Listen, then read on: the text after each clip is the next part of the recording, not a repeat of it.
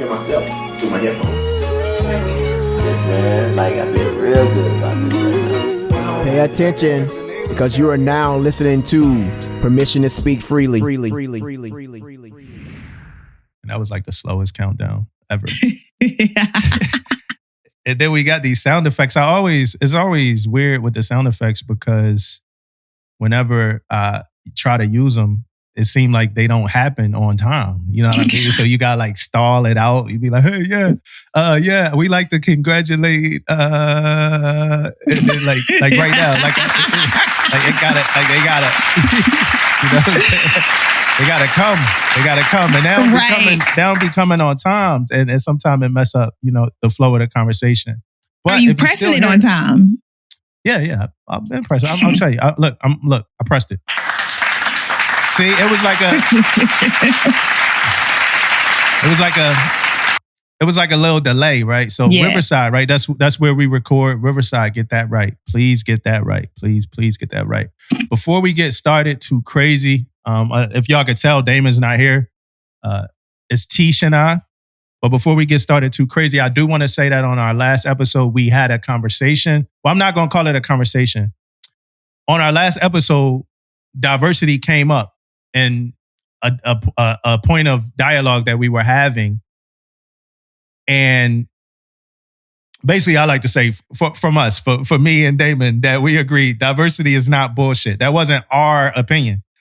So we did have a guest on, and that was something that they said. And then he had some points in which he was attempting to back that up. If it wasn't obvious that we didn't agree with that through our episode, when we get on here next week, we are going to talk about, our thoughts on diversity and what we think about all of that stuff. But if you didn't know, we didn't agree. We listened to the episode and we thought it was clear, but we did not agree on that. Tish, did you listen to the episode, right? I did. I felt like it was pretty clear that y'all didn't agree. I think you even said, I don't agree. So... Yeah, we talked about agreeing and disagreeing and stuff. But hey, we got a very diverse audience, and we respect that. So we got people that lean on the side that, whatever side that Mongo was talking about things starting at the core values and starting at places like that. And we got a lot of people that don't. To be clear, we don't. We some of that stuff that he said, we understand, but we would never package the conversation into a diversity is bullshit container. Right. You know what I'm saying? So I definitely, want to say that. And still shout out to Damon, who's not here right now. He made Master Chief, right? Hey. Damon made Master Chief. Hey, like I said though, in case y'all didn't hear it, when Damon come back, we're gonna talk about that. We can't get too into it because Damon's not here. So we want to kind of talk about it and like what diversity means to us and that conversation. Cool conversation. No, is not going to be nothing against Mongo in that conversation or nothing like that. We just going to talk about what diversity means to us. But yeah, he made Master Chief. So now he just got to wait and be confused like every other person that made Master Chief. Right? So that's what, congratulations, you made it. But you can't do nothing yet. Now you gotta wait. Now, it's like our clapping sound effect. Like it's right. Wow.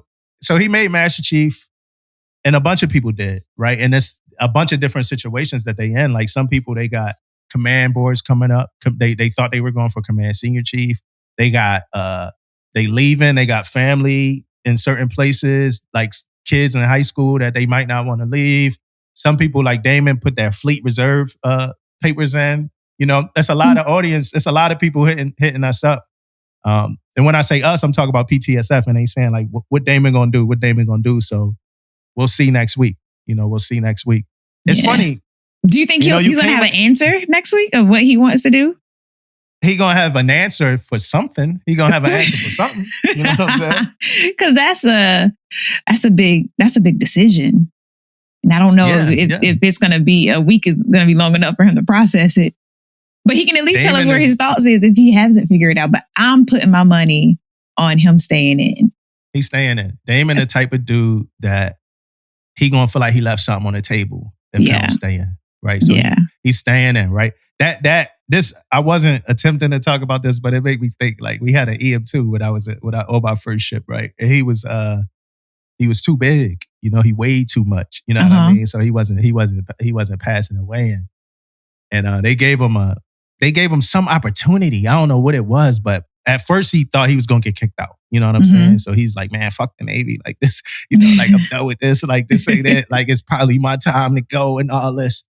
Right. And then they gave him opportunity. I don't know what this is. One of the listeners that been in for a while might know, but he pretty much went TAD somewhere to just work out and lose weight.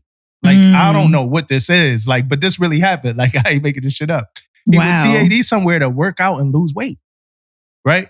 So, you know, he came back, you know, and I'm like, yo, you still like, is it still fuck the Navy? Like you still get out? He changed his whole tune, you know what I mean? He changed his whole tune. He stayed in because he lost the weight. So he stayed in. So he's like, nah. He's like, nah, I'm staying. Like, you was capping. Like you never was. Only reason why you said you ain't want to be in is because the Navy was about to kick you out. You know what I mean? And a lot of people do that. In Damon's case, though, I don't think it's that. I really think like it took Damon a whole lot to come to terms with. Me and Damon had a whole lot of conversations off the podcast. And it took Damon a whole lot to kind of even come to terms with the fact that, yo, this might be it for me. You know, I'm gonna have to get out, you know. As much as we care about the sailors and we care about all of that stuff, a lot of people that enlist, they look at, you know, Master Chief as the pinnacle of their career.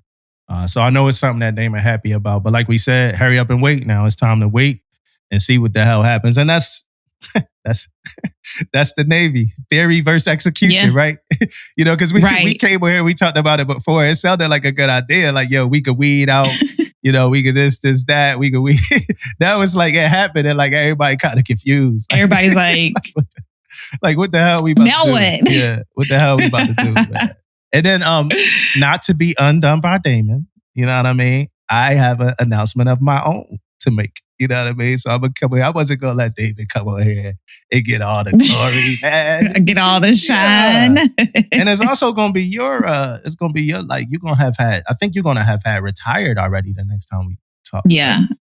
Right? Yep. Yeah. By then, I would have had my ceremony, so it'll be dun dun dun. Yeah, and we're gonna get into a lot of that this week. A lot of that's pretty much for the majority of what we're going to talk about. Before we do, though, it is Memorial Day weekend. And I don't know when this episode is going to come out. It might come out on Memorial Day weekend, or it might come out a regular Monday like normal. But it is Memorial Day weekend. And we can't progress into the Memorial Day weekend without talking about what Memorial Day is all about.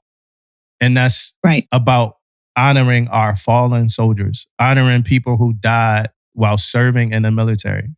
That's what Memorial Day is all about. You got anything else you want to add to that definition of Memorial Day? Yeah. As I'm coming up on my ceremony, there's a number of people who I've served with that have died. And so, yeah, I just want to honor them during this Memorial Day as well. Yeah. Like the ones that I personally know and that I still, have a relationship with their families and stuff like that. So yeah, we lost. Yeah, while we having the cookouts and stuff like that, it's like take some time and think about what the purpose of this season is and what the weekend is really about. Yeah, it ain't all about cookouts, right?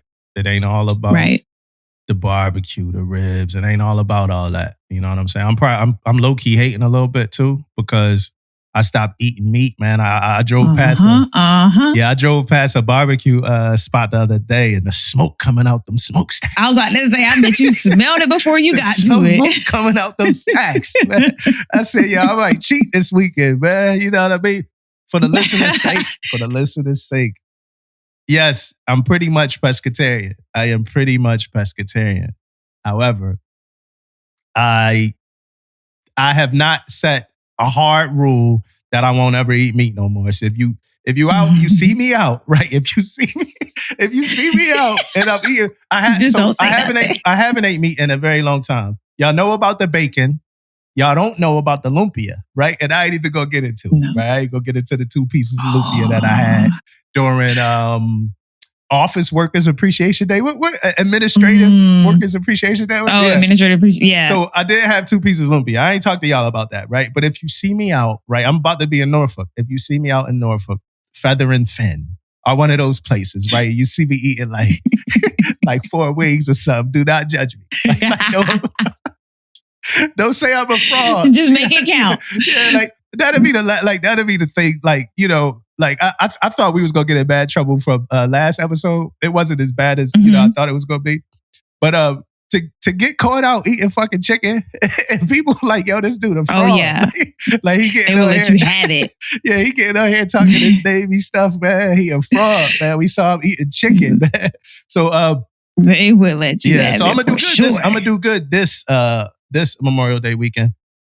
Now, in the news this week, something... We're going to hold you to it. Yeah, please hold me to it. In the news this week, something did happen that was pretty sad. It was a Facebook Live. Staff Sergeant Lionel Springs Sr., right? So first of all, prayers and condolences to his family, whatever unit he worked with, whatever command he was at. You know, because we say prayers and condolences to the family a lot, right? And he had, from what it sounded like, he had a wife. And I know for sure he had kids, right?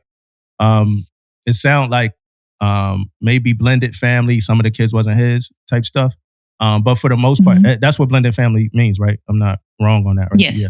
So for the most part, but he seemed like he looked at them all like as his kids. And as children do, they changed his life as much as he impacted theirs and stuff like that. But a lot of times we forget about the other people that's affected, the people that you worked with, your friends, like that should be shaking up your command. You know what I mean? Like your whole division. You know what I'm saying? Right. I just talked to an EN1, somebody I know. I didn't even mean to say all that, but I talked to somebody I know, and he was saying that one of his sailors just committed suicide. And I'm like, damn, condolences to your division. You know, I'm gonna pray for your division. I'm gonna pray for that command, because like we really don't talk about that much. That shit shakes commands up. It does. That shit shakes. It does. You know, people be feeling like they could have done more. You know, a lot of stuff like that. And I hate to, you know, start off, especially coming off Memorial Day weekend, with something sad like that. You know what I mean? But this is and we just talked about suicide last 2 pods ago. You know, but this is a constant, you know, thing that's happening. I don't know if you heard D-Guts. He went on like a spiel. He went on a rant on one of his most recent podcasts. He was getting in those commanders' asses about stress, suicide, and all that. And again, you know, you might get some leaders that hate the way it was packaged, but I hope that they get the message that he was relaying. And it was raw, it was pure, and it was however he said it. You know, some of it you might agree with, some of it you might not agree with, but please try to catch the message and what he was saying. I tried to share that shit in our story. Couple people hit me up like, yo, what you so mad about? I'm like, yo, that ain't me. That's D-Guts, man. That's D-Guts showing that, man. You know, that's D-Guts. But it was a super important message. Because it's happening way too much. We try to get on here and have fun and talk and bring light to sellers' lives and stuff like that. And then it's always a story like this, and we can't just, you know, skip it. You know what I'm saying, Tish? Right. Yeah, absolutely. We just had there's a CO that was just relieved. It's all over Navy Times and all over social media for command climate issues. And they had like 3 suicides in like 18-month period or something like that. So then it took 3 for them to be like, let's look at this command and figure out what's going on here. And it was home port shift, stress, toxic leadership. So we work with humans every day. We are not robots. Yeah. And I think too many leaders try to treat everybody like they're robots and they're just workers. And that just does not work, especially for the new generation. Like, you can't just like point and say, go do this and talk to them crazy. Yeah. Like, it just doesn't work anymore. And so leadership really needs to have a better approach in how we lead people and how we treat people. Yeah. I mean, and giving a damn. Yeah. And listening, right? You got to listen, and you kind of got to meet people where they are. That's hard. Right. Somebody on TikTok. Right. Somebody on TikTok was like, "Hey, it's hard." Like I know it was a chief. She was like, "I'm asking. I'm trying to break through. I'm trying to break through, but it's so hard to get the sellers to trust me." And I'm like, "Yo, it's hard. It's not like easy like that. You know what I mean?" But I think if we start out at listening, yeah, you know what I'm saying. I got an idea for a live event, right? And I'm gonna just shoot it out. Whoever steals it, go ahead and steal it, right? But PTSF live, it'll be us in a room, not on a stage, us in a room with a bunch of chairs. I don't know how the chairs would be. I would say in a circle, but I don't want to be too meeting-ish, right? But us in a room with a bunch of people. First rule is nobody, even though y'all know our ranks, of course, right? But the first rule is we don't say our ranks. Right? And then we just talk. We'll have a set of questions and topics and stuff like that, but we just talk. Maybe at the end, we say our ranks. But in the beginning, no ranks. Let's just talk. Let's have a conversation and let's see what's on everybody's mind. But back to Lionel real quick. So when you watch this Facebook Live, it was Lionel Springs in the car. Staff Sergeant Lionel Springs, he was in his car. It looked like he was on base. I'm not sure. I'm going off of what I saw on the Facebook Live. I know it's probably some other stories, but it was a lot of other Marines around and stuff like that, right? And he was talking. He was talking to his kids. He was talking to his wife. But he also was talking to the leadership that he, like this pretty much, it was like 20 minutes or 26 minutes or something like that. But he was talking to the leadership and he was pretty much talking about how these are the people who helped to get me to my lowest point, right? So it was kind of sad. So he named a couple leaders who helped him get to his lowest. So I was affected by that. But it also felt like a metaphor for the world that like somebody with those thoughts could be living in. Whereas he was in his car, right? So I'm going to call that, for the sake of the metaphor, like his bubble that he was in. Right. The whole world was outside of him. It was things happening. Like somebody actually went to his car for a second, asked him a question. I don't know what they said. But he was like, "No, I'm all right. I'm good." He even at some point moved the car and drove somewhere else because he wanted to it was too many people around. So he wanted to get away from everybody. But you heard the gun. You heard a lot of things. He said, "I'm not going to do this on live, but it's happening. This is my last day. This is my last day." He said, "You don't know it's your last until it's your last, but today is my last day." Wow. It was sad. It was sad. It was really sad. I was actually, when I was watching it, I was in the ER, and I'll talk about that soon. But when I was watching it, I was in an emergency room. And so I just had the time, you know what I'm saying? And it was a very rough watch. You know what I'm saying? I can only imagine what he was going through at that moment. And for the person who came up and was like, "Hey, you good?" He's like, "No, I'm all right." It's like, dang. Yeah. Like you said, that guilty conscience, like I should have done more. I should have asked more. Yeah, yo. And then again, it's a different time. So we got social media. So I felt myself like on his Facebook page, like watching his family. They sharing pictures of him. They did the candlelight visual, things like that. Like, and I just got like entrenched and engulfed in like the whole story, man. Right. So again, like I said, I want to give a warm condolences to his family, prayers to everybody that really felt like they lost somebody when they lost it. And we all did, like all of us, every single one of us lost somebody, in that moment. You know what I'm saying? So this is not always an easy weekend for a lot of people. Yep. You know what I'm saying? We lost a legend last week, right? Musical legend. One of your favorites. One of Dana's favorites, right? Yeah. Tina Turner. Let me tell you, so Tina Turner was a big part of my childhood. I remember watching What's Love Got to Do with It so many times because my mom related to the story so much. And actually, she's like my mom's idol. And so like my mom watched it so many times that like that's where she got her strength to leave an abusive relationship. And so we religiously watched it. It was almost like that's my mom's sister. Like or my mom saw so much of herself in her, and she's followed her. She's gotten a book and like she's a huge Tina Turner fan, and she gives a lot of credit to Tina Turner to being able to get out of her situation. So yeah, when losing Tina, it was like losing a family member for real. Like that's what it felt like. Like, dang, like someone you've never seen, like in person, never met, never talked to, and then they can have a big impact on your life. So yeah, R.I.P. Tina Turner. Yeah, and I looked around, like, and I was looking at old pictures of Tina and like her style, her performance. Mm-hmm. I'm like, damn. You know, I wasn't that big on Tina, or not like because I wasn't big on her like by choice. I just didn't hear that much of her music, right? And I wasn't introduced to her by the "What's Love Got to Do With It" movie, like how some people from our age and generation was. You know, I like it was. I didn't really even. I need to actually. This probably take away my black card. They probably go think I do. I'm thinking about the last episode. I was waiting on you to pause so I can be like, how you never I'm seen? About the last episode. Like, I probably need to rewatch that movie though, because I've seen it. So you have watched it. It's just been a minute. Yeah, but I don't remember. Yeah, I was young. I remember it. It came on a million times. I was young. I don't remember it. The domestic abuse thing was very close to home for me too. Yeah.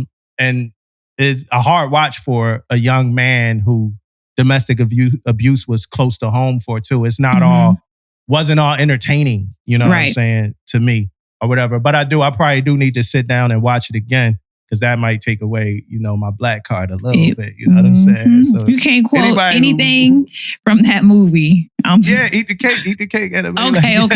You got one. Yeah, of course. You got one. Like, of course. But like, I need to sit down and really, you know, watch that movie. Like I was saying though, I see a lot of her in other artists like Beyonce, Janelle Monáe, Doechii. Some people probably don't know who Doechii is, but Doechii, like all of them, really, every one of them almost. You know, it's a lot of her. And like, so she was iconic in that sense too. Like, she broke the mold and then she created a new one in which a whole lot of other people follow. Right. From what I just know as a I love music, so. You know, I looked at Tina and then I was like, all right, let me look through some pictures and look at all this stuff. I'm like, damn, everybody her. You know what I'm saying? Everybody's her. Yeah. I see Bruno, everybody, Aguilera, Pink, everybody. So it's a lot of her and a whole lot of people. So yeah, you know, we lost a legend. Absolutely. Rock and Roll Hall of Famer, everything like that.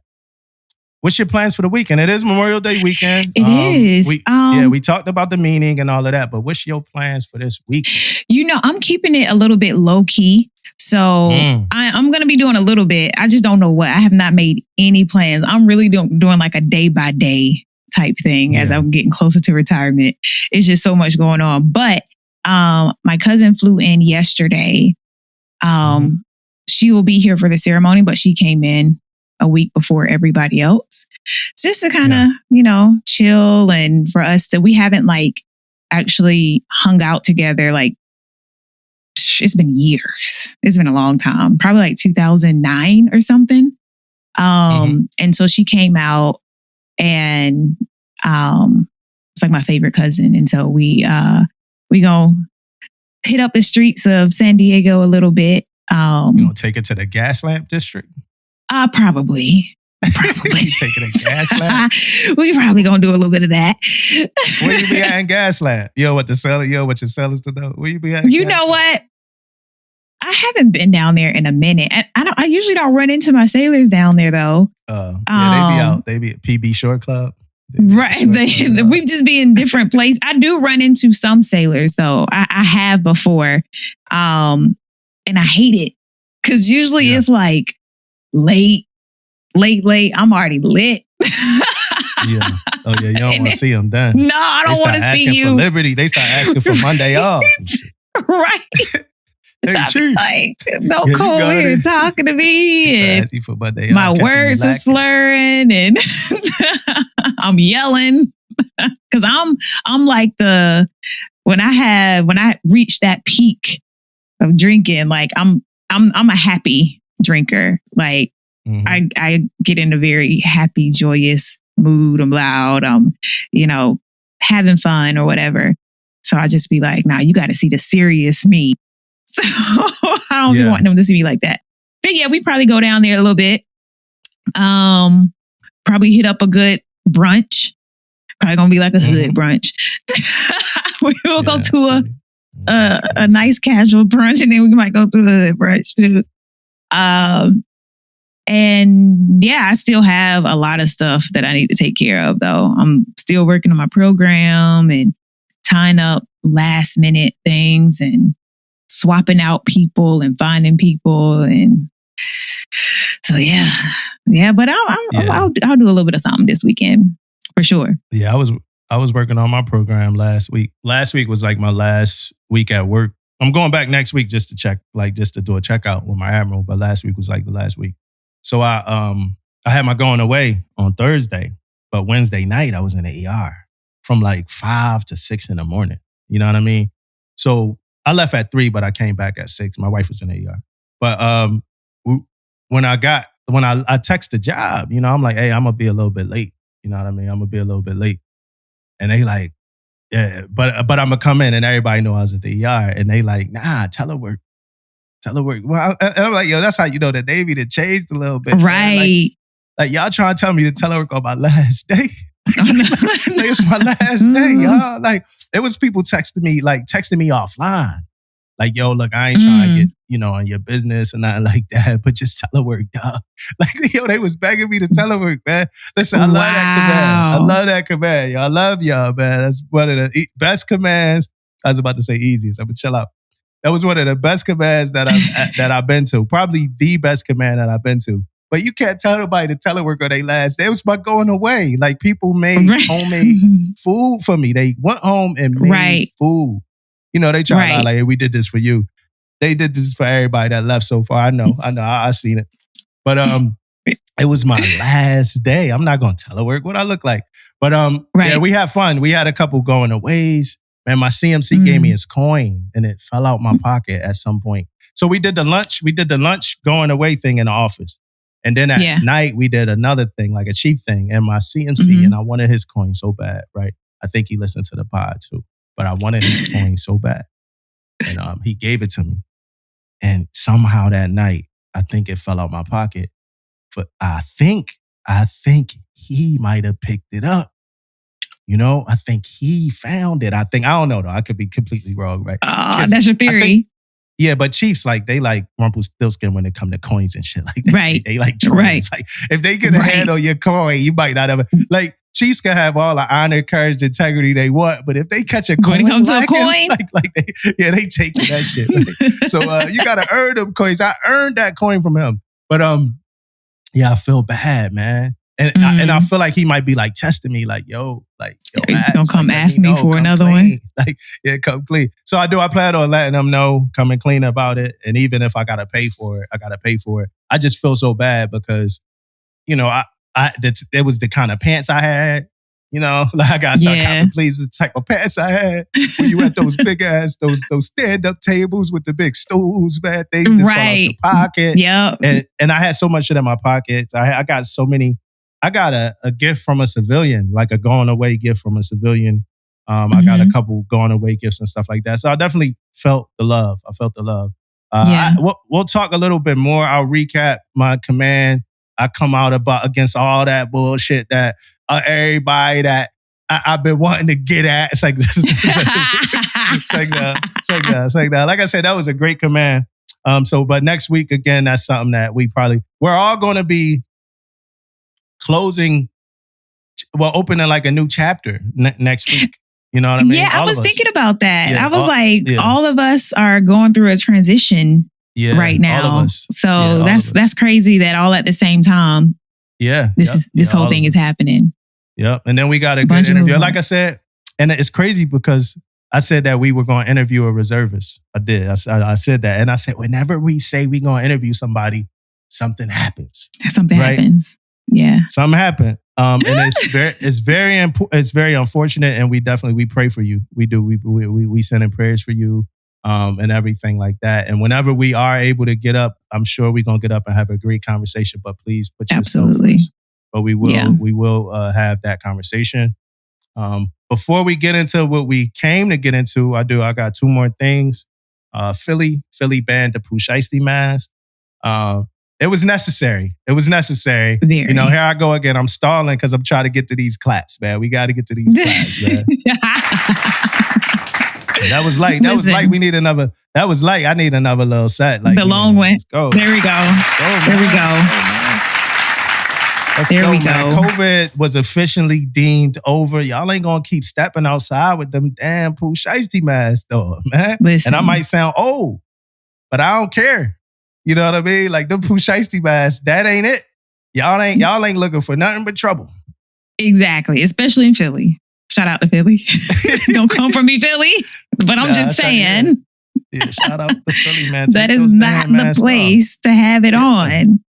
I wouldn't want one of my nephews wearing that. It's just a bad. No. It's funny because when we was young, they used to say you couldn't wear white t-shirts, right?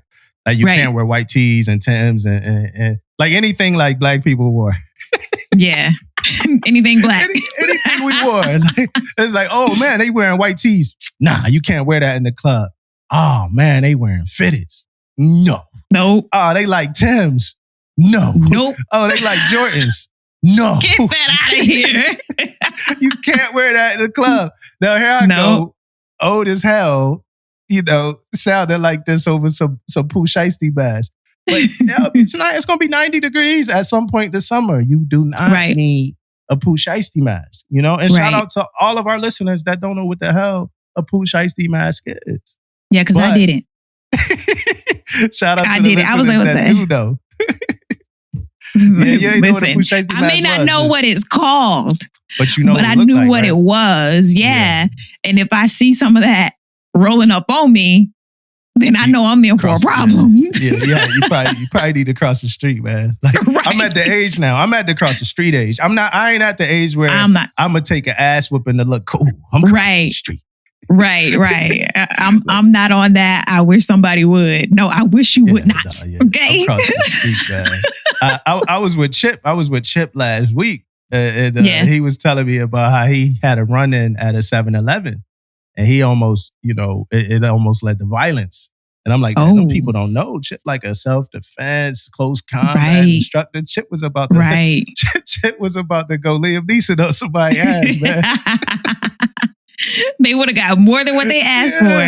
They looking at that outward leadership and all that, man. That outward mindset. Chip was about to go outward and up in some asses. Right. You know what I'm saying? Right. And, whole foot.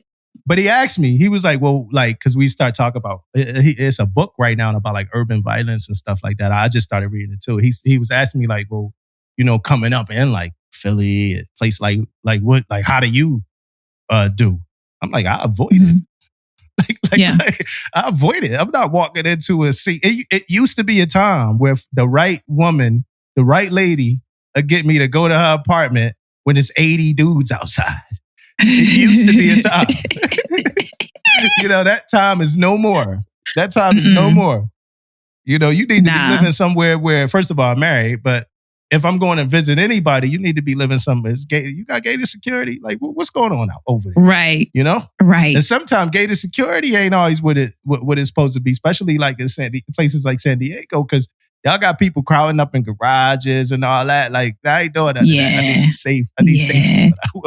But you know what? San Diego is not that bad though, for real. No. Especially compared to other places. Like you can roll through the hood in San Diego and not even know that you in the hood. Because it's not like where I came from in Georgia, the projects look like the projects. It's the buildings, the apartment buildings. Out here, it's just like rundown houses.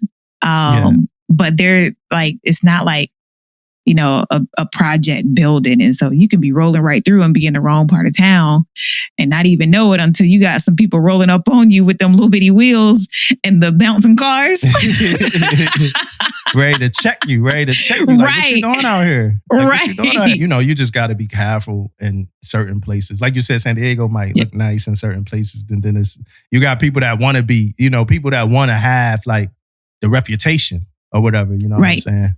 I mean, you get that with anybody. You get that with civilians. You get that with people that's enlisted in the military, whatever. Like, like remember that officer? It was like a couple years ago, that officer that like penned the open letter about like junior sailors. I think it was a Navy officer. They was talking about how like junior sailors was like ghetto and like they ain't want to be around them. They was like edibles and shit. Oh, yes. Yes. The housing one, right? Yeah, the housing jet. Yeah. That was crazy. Yes. I was like, wow, really? That joint was crazy. I told a story on here about how I stumbled into a junior seller party in the housing before, how I just happened into it. Like, I'm just spontaneous, right? So, and I ain't gonna retell it too much, right? I always say that, then I do retell the story and give more details. Whenever I do that, like, I ain't gonna retell it, then I tell a whole story. I ain't gonna tell the story again, but let me tell the story again. It was a cold again. winter night. You know what I mean? But yeah, so me and my wife, I'm spontaneous. Let me say that. I ain't gonna say me and my wife. I'm spontaneous and she's my wife, right? So she just get looped into it. Yeah, she get looped into the spontaneity, right? So it was a party going on and like neighbors, like they like, I'm like, man, they going hard. You know, it was one of them weekends, like a Memorial Day weekend or something. Me and my wife don't really ever plan nothing for like these types of weekends, right? Unless we have a cookout ourselves. So it was music. I'm like, I'm gonna just go around a corner and check it out because it was right around the corner. So I went around the corner.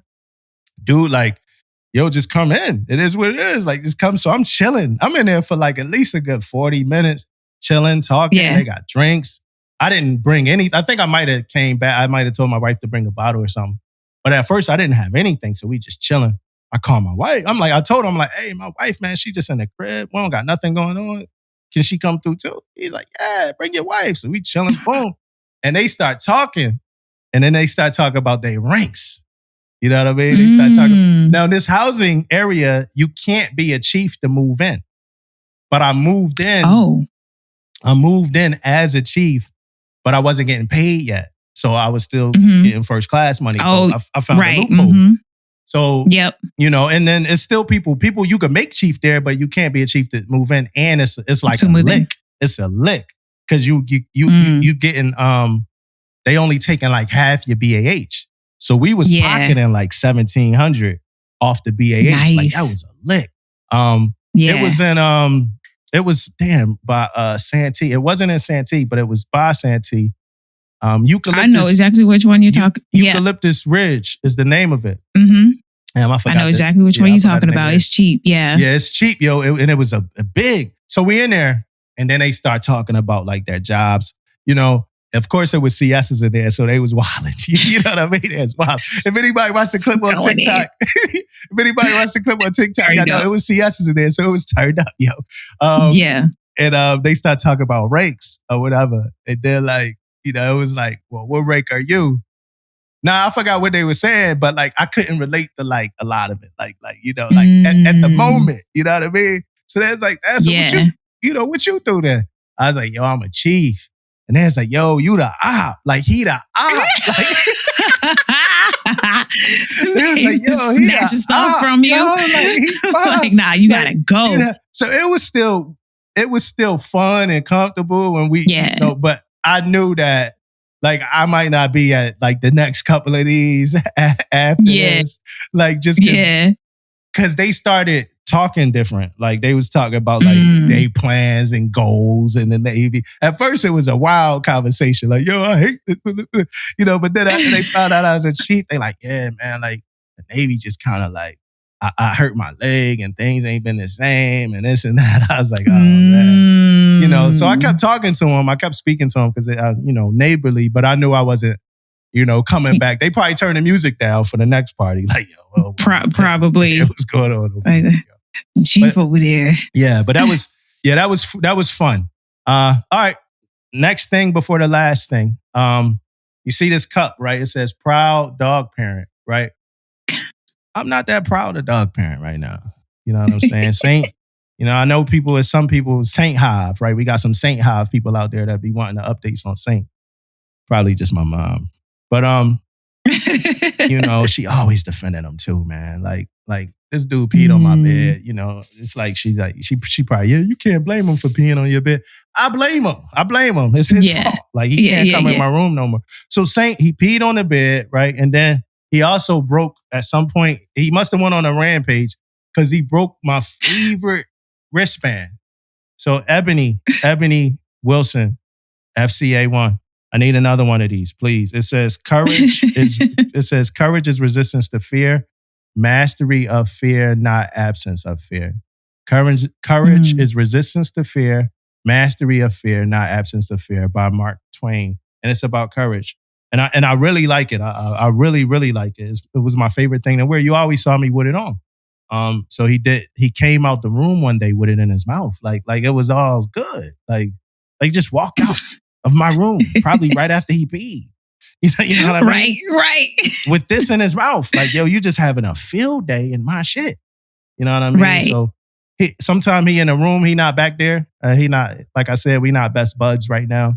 But maybe that's why. Like, were y'all not best buds before or after? Like, maybe that's his rebellion to your response to whatever y'all were beefing about. I don't want to get into my relationship with Saint. This person speaks freely. This person speaks freely, right? But I don't want to get into my relationship. This not a dog parent therapy session. I'm just so weird, like, because I'm a normal person, right? So yeah, man, I'm not normal. Like, I don't know what to say, but I don't do like baby talk with dogs. I don't do like I don't like. I talk to him like regular, like, yo, man, you tripping? you know what I mean? Like, so it's certain things I don't do. So like, I be trying to get him to be calm about his food, right? That's my fight. Like, yo, chill. Like, you just about to eat, man. You like, right. It's not like he treat food like drugs. You know, like shaking and shit. And I just try to get him to be like, yo, like, it's food, just chill. So yeah, I put him through the ringer sometime, like testing him out. I don't know if I'm wrong for this. Unless some dog enthusiasts will tell me that I'm wrong for it. But I think that's like a normal thing, like for you to train, because I did the same thing with my dog. Yeah, like I don't want you running I want to be able to sit the boat. So now I got it to where he eats when I say eat, right? He eat when I say eat. So which means that if I put the food down, he'll look. But every now and then he could try to get testy. Like, I guess it just smelled that good. Like, he just want to go to it. I'm like, oh, man, you know what you're supposed to do. So it's times where like that struggle happens to where like, oh, he want to cry. Then I'm like, all right, well, until you chill, this food, I'm not going to say the word eat. You know what I mean? Right. And he starts shaking and going crazy and all this. I'm like, hey, all you got to do is chill. That's all you need to do. Relax. Yeah. So, so we kind of go through the ringer with stuff like that. And then every time I come in the crib, he like run and like jump and hit the back of my knee. Like, my knees is getting bad. Like, you can't just be doing that. I know you're excited. Man. I just left out the house to take the trash out. I know you're excited, but you can't. Like, he's back. Yeah, you can't just try to tackle me every time I come in the house, man. Like, that ain't cool. Yeah. But outside of that, I think we good, but it's normal. Yeah, I treat Saint like a glorified roommate. You know what I mean? Because I'm not doing everything on your time, man. I'm not at your service. Yeah. Last week, he was waking up at 2:30 in the morning. So you waking up at 2:30, and he got his own room, right? So you waking up at 2:30 in the morning. Yeah, he got his own room. He got a room. It's a little room, but it's a room. It's big. He got real estate. Yeah, it's high ceilings and stuff. For him, it's high ceilings. It's really like a little shed. Like a room or like a cage that you call his room? No, it's not a cage. I wouldn't call a cage a room. Diversity is not bullshit.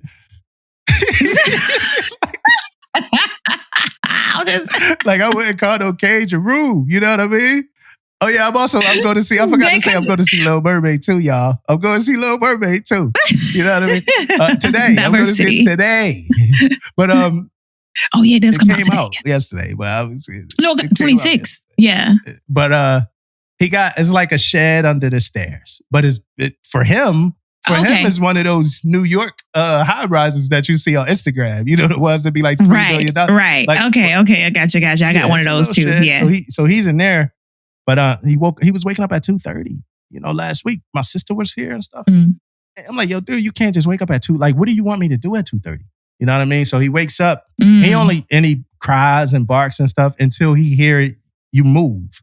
Then when he hear you move, he act like it's all good. Like, he just, even when you open the door, when you open the door, he act like you waking him up. His eyes be all crazy, like you just woke him up or something. Like, you were down here crying, right? So he does that in the morning.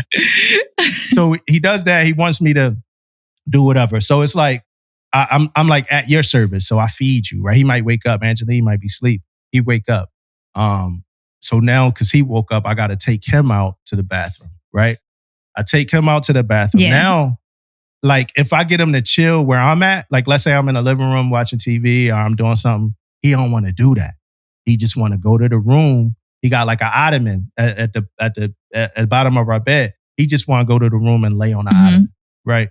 So I was good enough to take you to the bathroom, but I ain't good enough for you to chill with after that. For you to chill, yeah. So then he eats. When it's time for him to eat breakfast, he start coming. Angeline, she sleep through all this, right? It's time for him to eat breakfast. He come out the room and start looking from the door of the room, looking at me. You know, like, so now you want me to feed you. Yeah, now you want me to feed you, right? Then he right after he eat, he got poop. I just think that's the weirdest thing. Right after you eat, you got a shit. Like right after, and like that's how Angeline trained him. Like I came home from like a deployment, and he was shitting right after he ate. Like I never understood that. Like your food don't process or nothing. You just gotta shit, right? So he poops right after he eats, and then like again, I might be somewhere chilling, watching TV, doing something. He start giving me that look like he don't want no parts of me, right? I just serviced you, right? I just fed you, took you out the poop, scooped your warm ass poop up with my hands, put it in a bag or whatever like that. I bring you inside, I wipe you off or whatever like that. And now what do you want to do? You want to go back in the room with Angeline. I'm not cool enough to do nothing with except for when it's time to service you. So, you know, I meet Saint where he meet me at. Yeah. You know what I mean? Yeah. And when I took him to go kill that mouse that day, he wasn't all he be barking up to be. You know, when he in the street got with real. other dogs. Yeah, when it came to that mouse, I did the most work. So me and Saint, I saw what happened when it got real. Saint wasn't really there with it. You know what I mean? He's like, I ain't that type of dog. Yeah, like he trying to act like he wanted to go, you know, because soon as he come out his room, he got pee. Yeah. I'm like, it ain't no time for that. It's a mouse. We need to catch this mouse before this mouse get out of this room. Right. And he was giving me this look like, what are you doing? Like, this morning. Oh, let's catch this mouse, man. You know what I'm saying? Then he caught it. And I felt like a minute longer. Like if I ain't slapped the mouse, whatever I did, I felt like a minute longer, he'd have been trying to be the mouse friend. Like he looked like he was trying to befriend the mouse. Yeah, like, come on, dog. So you showed me your true colors. Yeah. You showed me your true colors, mate. That's the longest. Man, that was the longest we talked about Saint. Right. You had to get that off your chest though. I feel you. You didn't want the therapy session, but you got it. Yeah. So me and Saint, man, you know, it is what it is. It's up with Saint right now. It's up, yo. It's up with Saint. This is the conversation that I've been waiting for. Let's talk about you. Me. First question. I'm gonna get to the first question. My burning question. Okay. How do we pronounce your name? I need the whole story because I pronounce your name as Tish. Mm-hmm. Damon consistently pronounces your name as Tish. Mm-hmm. I got people that listen to the podcast now, and for some reason, they must be Damon-leaning type people because they all saying Tish. And I'm like, her name is fucking Tish. And y'all should know by now on the podcast that I'm a little bit more on point than Damon, right? But don't nobody want to consider that. You know what I mean? So right. But I think with you, it's more to the story. So it is. How is your name? First of all, how is your name pronounced? Why? And what do these audience people need to start calling you? Okay, so technically is Tisha. Mm-hmm. That's what my family calls me. It's Tisha. However, this is what happened was, so my whole name is Artisha. So when I came in, so in high school, you remember Outkast came out with that song, Toilet Tisha?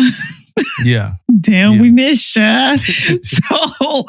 So I like in school, in high school, when that song came out, like they would say my name, like singing that song, and I hated it. Like they weren't like picking at me or nothing like that, but they were just like, you know, just having fun with it. And I hated it because it's toilet paper. At the end of the day, toilet tissue is toilet paper. You rub your ass with it. And I didn't like it. And so when I came into the Navy, it was still, you know, I still went by Tisha or whatever. And so I think I was like somewhere and they asked me, is it Artisha? And I was like, that sounds bomb. And in my head, I'm like, either I can roll with this now or I can like stay toilet paper. Yeah. So I decided I'm going to start rocking with Artesia. So that I ain't got to worry about the toilet paper and the tissue and all that stuff. And so I just kind of started going off of Artesia. Just because of toilet paper and Outcast. And so, but I still have people that call me Tish. I still people, even in the military, they'll still call me Tish. And then some call me Tisha.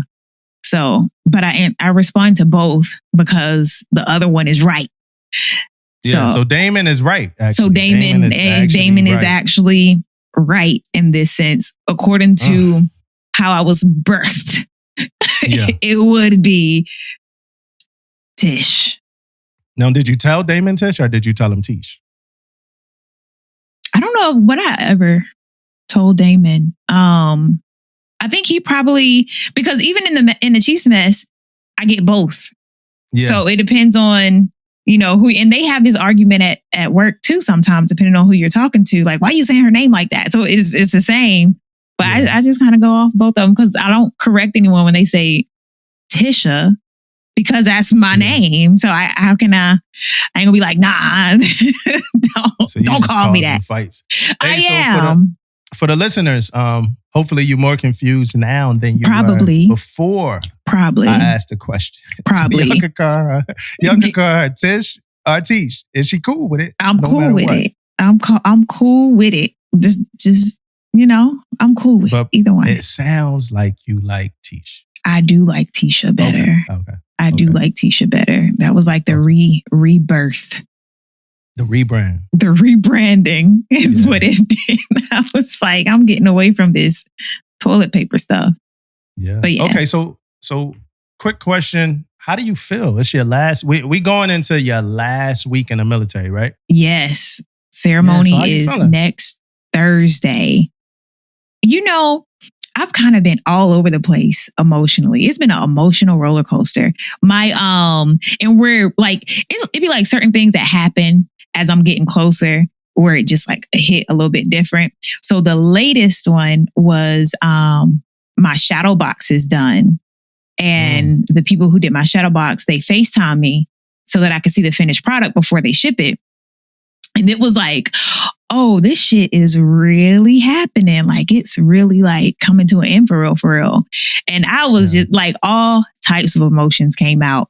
But I'm feeling nervous. I'm feeling excited, overwhelmed. I've even had thoughts like, am I sure? Like, am I sure I'm ready to leave this behind? Like, am I sure I'm ready to end this chapter? Like, what happens if at my ceremony, I go to request permission to go ashore and I can't do it? Like, what happens at that point? And it's not because I'm not leaving the Navy like disgruntled or anything. It's always been my goal to leave at 20 and go off and do something else.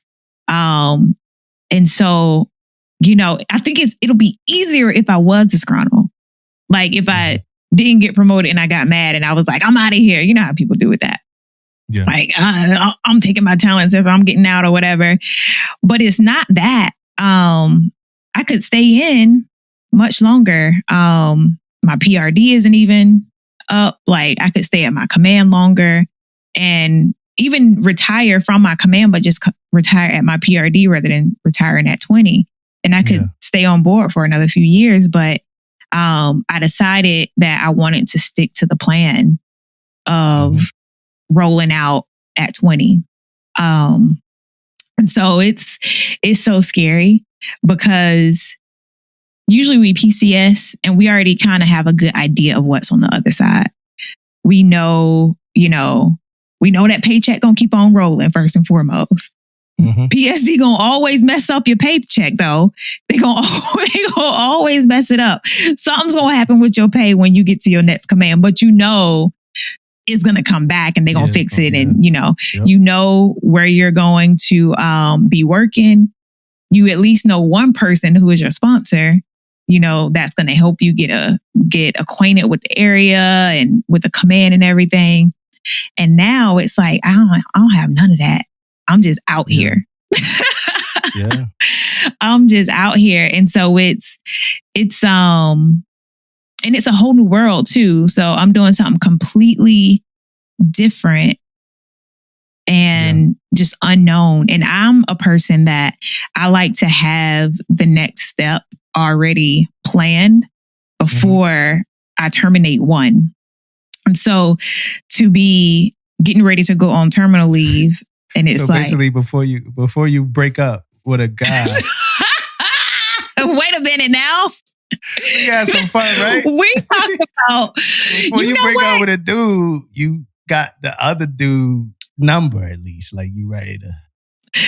I cannot confirm nor deny if that's one of my toxic traits. That's what it said. That's what I heard. It's some listeners who heard that too. I know y'all heard. That might be she ain't just cold. She ain't just cold. I got an exit plan. I always got the exit plan on lock. In a lot of situations, that has been very true. Be like, you know what? Exit plan. Let me go ahead and execute this exit plan and then I'm out. Okay. Yeah. But in this situation, you caught me. It's like at one point it was too early to apply for jobs because I still had so much time. And now it's like, well, I'm going through the VA and stuff. And it's like, I want to make sure I'm available to go to my appointments when I need to, and just trying to figure out what to apply for and what kind of job to take. And taxes. It's a lot to even think about. Like, there's been times when I've like all this stuff that I had to think about, and I'm like, it's easier to just stay in. Yeah. The military got like a certain amount of control over, some of your life. Like, Right. We hate it when we hate it, but we take it for granted, I think, too, sometimes. Absolutely. That security blanket, that's what keeps people like, I'm just going to stay in it. But, I got to stick to the plan and go. I started working the next plan prior to. Yeah. So it's not like I'm, going in cold turkey. Now I'm just like I'll be dedicating more time to it, which is good because, the Navy has a way of demanding its time. Yeah. Yep. And so when you're trying to build something outside of the Navy, sometimes it can kind of clash. And I never wanted what I was doing outside the Navy to clash with like the Navy.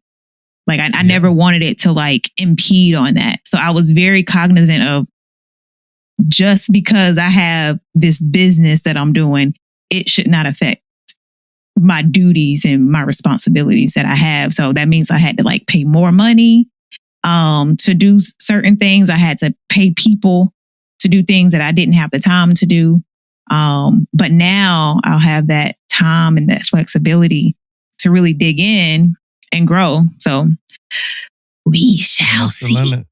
Yeah. Right. Are you gonna you having a retirement ceremony? I know that because the invitations they out there, stuff like that. Are you doing anything like against the grain for your retirement, or anything special or different than the normal script? No. Mine is very traditional. In a sense, like the only thing that I really kind of went away from, but it's not really, during the flag passing ceremony, they have the music playing in the background. Yeah, for Old Glory. Yeah, so I have the Ray Charles version of America the Beautiful playing in the background. I've seen it done plenty of times before, and I thought it was like very like it just seems so much stronger and so much meaningful to me as a Black person. Yeah, because diversity ain't bullshit. Because diversity is really not bullshit. It's really I'm laughing, but serious too. Like serious. Right, it's really not. And I actually had an argument with somebody with our boats because he's like, that's not tradition, and I'm like, I don't care. This is a song that I want to play.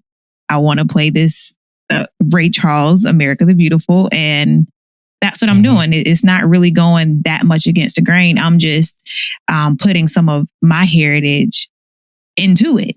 I'm putting diversity in it. Right. Like, it ain't like I'm, jugging down the red carpet.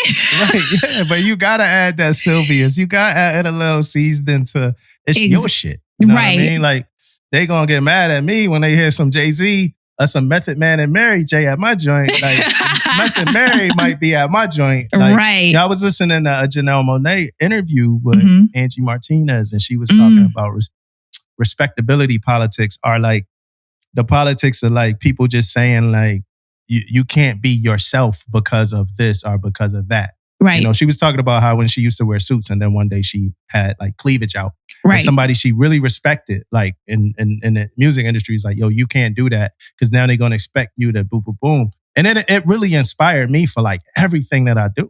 You know what I mean? Like, be you, man. Be unapologetically you. Right. You still going to get 100% of me at work. You still going to get 100%. So yeah, play that song. Play that, Ray Charles. Do what you be unapologetically you. If somebody get offended, that's on them. That's, nothing to do with Next me. question. Yeah. Next question. Are you going to cry at your retirement? Listen.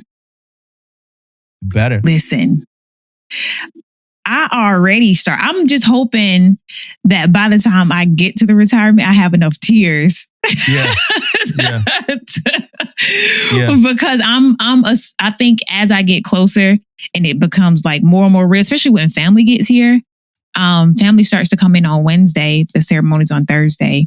I think it's going to really start driving hard at that point. Right now, I'm like still in the planning phase. And so when I have a moment and I think, or something big happens, that's when I'm like, oh man, like I'm really about to leave 20 years. But I think by then, I might be a hot mess. Yeah, hey, it is what it is. I cried when I left my last command. I damn near cried leaving this place. Like I almost was in tears a couple times. Yeah. I cried when I left Wendy's. When I quit Wendy's, I look back, right? This shit is like a scene from a movie. I walked like a half a block away. I looked back at the Wendy's for like 2 minutes and I cried with Wendy's in the background. Then I walked away. Like I went to work across the street. I went to work across the street. I promise you, yo. I cried when I left Wendy's, man. You know what? It's funny because that's been the most difficult thing throughout my career is the notion of saying goodbye. Yeah. Like from the very first duty station all the way to now, that's my least favorite part. I'll take any other shitty thing, but me leaving and people that I've grown close to leaving is something that I've always like struggled with. Yeah. And at one point I felt like the only way that I could like change that is to like start detaching from people before it's actually time for me to leave. And so I did this for the first time in Okinawa. My homeboy, we were like brother and sister. We were like so tight. And I told him though, I was like, hey, so I'm getting ready to leave. So like, I'm just going to start being like very withdrawn just so I could like prepare myself for the departure emotionally. And I don't think he didn't like really like take me serious at first. And then when one day he came up to me, he was like, hey, you want to go eat lunch? And I was like, nah, I got some things I need to work on. Then he came like the next day. Hey, what you want to do for lunch? I was like, oh no, I'm not going to go. And he was like, you doing this for real? Like you really detaching though? But that was I was like, I gotta do this in order to like emotionally wrap my head around it. And then I figured out that's unfair to the other person. Yeah, that's wild. Yeah, like that's cold-blooded. And so what they call you on TikTok? What they call you? What was that? Oh, psychopath, a sociopath. A sociopath. Yeah, that's sociopath. That's part of those types of traits. That's sociopath traits. Listen, I don't need no diagnosis. Because it's a human experience that we living in, right? And the Navy put us in these extra. I always say this to people, like, but the Navy put us in these extraordinary experiences, right? You watch like The Real World, right? Mm-hmm. Some of those reality shows from back in the day. Remember, they used to be together for like 3 months or something, right? They together for like 3 months. And they real sad, the last episode, when they packing their bags. And, you know, we're together for 3 to 5 years or 2 to 4 years or whatever. It's going to be hard. You know, it's going to be hard. And before social media was super tight, it was like, you might not ever see this person again. Right. You know? Yeah. There's people from boot camp that I'm like, dang, like social media wasn't like all that hot back then. And so I've lost touch with them, and we were like real cool. Like we stayed cool after, but then over time we just kind of lost touch. And I don't even remember their names anymore to even like go on social media and look for them, because it's been so long. A lot of them ain't on it like that. A lot of them, probably. A lot of our like boot camp. You know, you got 4 more years than me, but a lot of that. Like our school or whatever, they don't be on social media still. Not that much. Like you're not just finding them that quick, stuff like that. So it's a different time, man. Especially for females too, because like we get married and the name change, and like you can't always find them by the maiden name. So I think I looked a few years ago and I couldn't find them. So I was like, all right, it is what it is. Yeah, but so it's rough, but we have to have. I was parked outside of my house for 30 minutes. My last day, like on Thursday, like I said, we had to go on away. I was parked outside of my house for 30 minutes. One, because like, you know, one of my guys, he dropped me off. I always say my guys, but I'm not saying that. Like when I say my guys and I'm talking about chiefs, I'm not talking about somebody that worked for me. I'm talking about like somebody I'm cool with. You know what I mean? So one of my guys dropped me off. And we set out, man. We set out for about, and he listens to the pod, so he'll hear this. But we set out for like 30 minutes, and it was a 2-part feeling, you know, because one of the feelings was, hey, we just chilling, shooting the shit, you know. But that is also going to be the last time we have a conversation in that context. Right. We work together. Boom, boom, boom. We'll have more conversations in the future, you know, and stuff like that. Really good dude, but that's the last time. About to make me emotional, right? But that's the last time we'll have it in the context of 2 co-workers just having that, you know, shop talk, whatever conversation that was. And I felt like we were holding on to that moment for like a little bit. Yeah. You know what I mean? And so I would say, like, for the young sailors that might listen, you need those moments, no matter how hard they are to deal with. You know, don't push your friends away like Tish was doing back in Japan. Yeah, don't do that. Because you need those moments. You do. And I think like what I had to do after I started pushing people away and I figured out that's not the move. Then, because I would be the same way when someone else had to leave too. It wasn't just when I had to leave. It was somebody else was leaving and you were close to me. I'll like, okay, I'm gonna have to start stepping away from you because, and I'll like, when I act like they're not leaving in my head. Yeah. Like, oh no, it's just a regular day. Like they're gonna be here tomorrow, even though they fly out the next day. Like, oh nah, I'll holler at them next week and, you know, we'll link up or something. Like that's how I had to like wrap my head around it because like you said, we get so close. Like that is family, you know, after a while because you're away from, you know, your birth family. So that's kind of like all we got. Yeah, you be tighter. You be tighter with some of them than your real family. Yeah. Like, you know, my kids, like my friend circle that's out here, my kids like look at them like they're their aunts, you know. They're on the emergency contact list, you know what I'm saying? For the school. So like we are very close. And I think that's probably part of the reason why I decided to stay here, because like I didn't want to uproot myself. Like I'm happy here. And I didn't want to like have to start all the way back over and get new friends. Ain't nobody got time for that. I just rather keep the ones I got and, you know, roll with it. But yeah, like I value those relationships. I look at them a lot different now. The people that I've encountered, like I decided that I'm going to look at the value and cherish that friendship, cherish what we had in that moment, because that's what really made my career. It was the people. Because like, yeah, you have the experiences and you know, you go underway and you do this and you do that. But what makes all of that memorable are the people that you do it with. Yeah, so they can make it or break it. Yeah. Oh, I'm telling you. Yeah. Just like we were talking about earlier, I have some leaders that I've come across.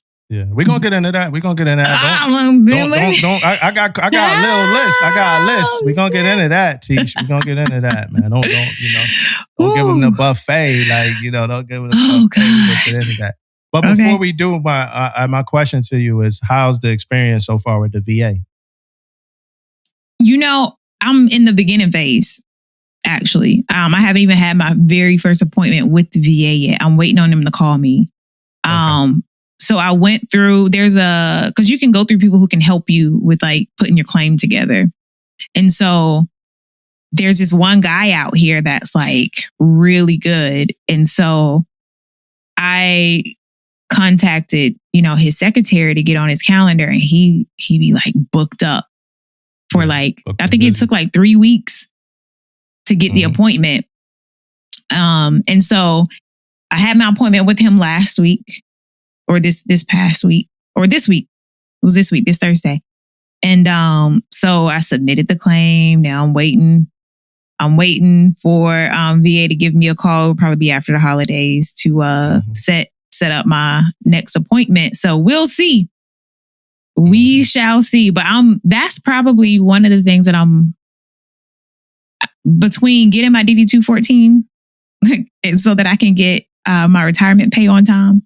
Yeah. And my VA disability and what that looks like. Because at the end of the day, I know I'm going to get my retirement pay. I know that's coming. It's just a matter of when. That VA disability, though, they be playing with people. Yeah, you look pretty healthy, Tish. You look pretty. I'm not much in good health. I'm not. Okay. Yeah. Don't do that. Yeah, you look pretty healthy. Hey, if anybody from the VA listening, you know, me and Teach, man, she's still playing basketball, soccer, swimming, and everything. Nah, that VA listener that you be, yeah. Hey, holla at your girl, okay? I am your friend. I need you. And again, I hate to say this, right? Because we mess this up all the time. But I got somebody from the VA that we plan to talk to soon, right? Whenever I say that, it don't happen. But I'm sure this one gonna happen. Another question I got. Okay. I just thought of something too. Hold on. If we do a live PTSF show, so it ain't PTSF live like live on YouTube or nothing. Like we talk about live, like in person, right? Mm-hmm. If we do a PTSF live, just for the listeners, the first place we gonna do it is Cali, right? Mm. So for the listeners, if y'all could think of the second place to do it or third place to do it, let us know. But I know the first place we're gonna do it is Cali, Washington State. For some reason, we get a lot of listens from Washington State too. And then maybe Norfolk. But Cali is 100% the first place. Yeah. You know, Mississippi, dead last. That's right, Damon. That's right, David. It's like that. Hey, we love y'all too. Y'all just gonna be last though. Yeah. Standout mentors. Can you think of any standout mentors? Yeah. There's and actually these are mentors. Yes. There's actually more good than bad. One of them is YNCM Donnella Anderson. She was actually she just retired last year. And I wanted her to be my guest speaker, but unfortunately her son graduates high school the day after. And so they got family coming in, and she tried to work it in her schedule, but it just didn't work out too well. And I didn't want to really put that on her. And so, but I met her at my second duty station, and she's been like my sea mama ever since. Like, yeah. Not until I came back. So I met her in 2006. Yeah, 2006 when I went to Hawaii. Yeah. And I wasn't stationed with her anymore, or stationed in the same geographic location as her anymore, until I came out here in Cali in 2016. But no matter where I was in my career, I've always been able to just call her up. We've always kept in contact. And so she's been like a pivotal part of like the longest standing, sea mama that I've ever had. Like, I learned so much. She just always had like this calm demeanor. She was the GOAT of the YN community. Like, I feel like if you don't know her, then you ain't a real YN. That's like I'll take your YN card. Yeah. She's the GOAT. She stayed in the full 30, and just very well known, well respected. 3-0'd it. Yeah, well respected throughout the community, throughout all the admin community. And what made you? What drew you to her? Like, what made you feel like she was? What made her so memorable? She is a person like, when you talk about like having conversations with your sailor, getting to know them, she never talked to us crazy. Never talked to us crazy, but we had so much respect for her. Like, letting her down was just like, you never wanted to let her down. She wasn't gonna fuss at you.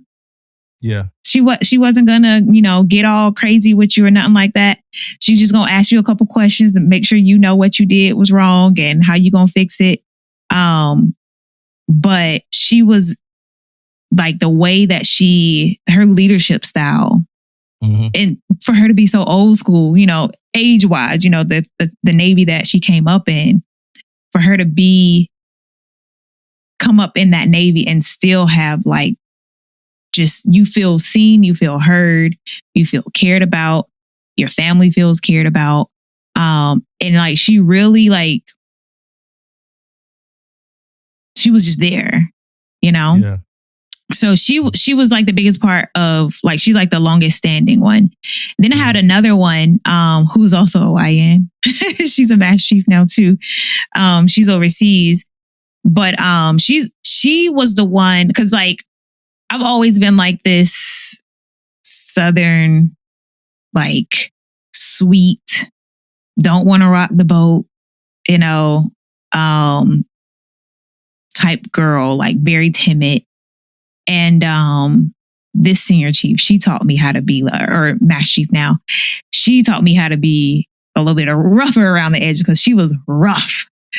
She will let your ass have it, no matter who you were, even the admiral.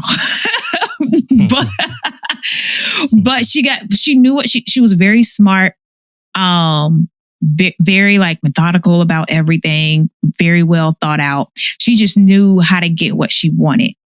Yeah. And how to get what her people, like, she was a bulldog. And so I learned a lot from being with her. And like, especially, I met her as a first class. And so I had to, like, coming into the Chief's Mess, you got to have that bulldog mentality, like, when it comes to being a leader. And so I learned that from her. So now I have my switch that I can turn on and turn off as needed, So yeah, she was a second big part of it too. So, and then my other one, and her name is Mass Chief Rose. Mass Chief Rose. And so she's overseas right now. And then another one, there's been so many. Yeah, but you ain't gonna run them all off. We ain't about to. I'm not gonna. This the last. Yeah, this is my top three. This is my top three. Arletta Scott. Oh, Arletta? Yeah. Shout out to Arletta, man. She just hit me up. She texted me. Man, that's so. And I say with her, like, we didn't even. So she's my LN mentor, and she just became my mentor when I got out to Cali. So yeah, I got to Cali in 2016. I may have she started being my mentor maybe 2017, but I liked how she rocked. She was just like very straight shooter, very fair. She gonna tell you, right from wrong. She's not gonna, try to sugarcoat anything.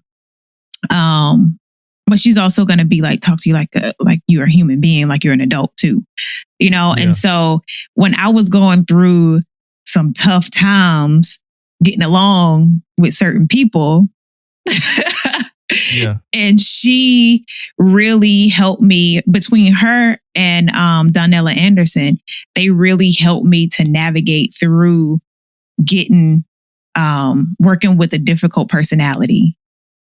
Yeah. So she was huge when it came to that. So and I know Arletta too, right? Arletta, she just hit me up when I posted something that might have seemed like I was going through something, and she hit me up and reached out to me. I don't post things like that, but I was just tired one morning. You know what I mean? Somebody asked me how was I doing, and they kept walking after they asked me how I was doing. I'm like, damn, like I was about to tell you how I was doing. Like, they kept walking. But at some point that day, Arletta hit, and it happened right around the time that the Master Chief results came out too. So Arletta hit me up, and I know she one of the ones I know that's pulling for me to make it. But I'm not up for Master Chief yet. I'll be up next year, right? But she hit me up. She reached out. She was talking to me about a bunch of stuff. Mm-hmm. But what I like about Arletta is that she's just super real. She like one of the realest. Like, when I look in the room, I can see people I feel like I think that I can see when somebody being authentic, when somebody being this, that. Arletta seems very authentic. Like my first time talking to her, it was a real conversation. It just felt like somebody I know. Like I was talking to somebody from the house. Absolutely. That part, which then made Arletta be like one of the people that if I'm going in a room, because I'd be in a room briefing leaders and stuff like that. If I'm going in this room briefing the leaders, for some reason, my eyes would always find Arletta to see the look, and I'm not looking for approval, but it don't feel bad seeing Arletta looking. And if she looking like confused a little bit, I might elaborate. You know what I'm saying? Because you gonna see it on her face. Yeah, like if she looking confused, then I'm like, oh shit. All right, let me elaborate. Let me explain what this. But if I'm looking and she looking like, oh yeah, I get it. Then I'm like, all right, I could, You're keep good. moving. Yeah. And then there's also times where somebody might have thrown out some like BS or whatever. Arletta be there to like stomp it out. Like, nah, chill. Let him go. He got this, he doing this. Because, when you get up and briefing and stuff, you got to be vulnerable to people bullshit. So Arletta, she be the one like, nah, they know what they talk about. Boom, boom, boom.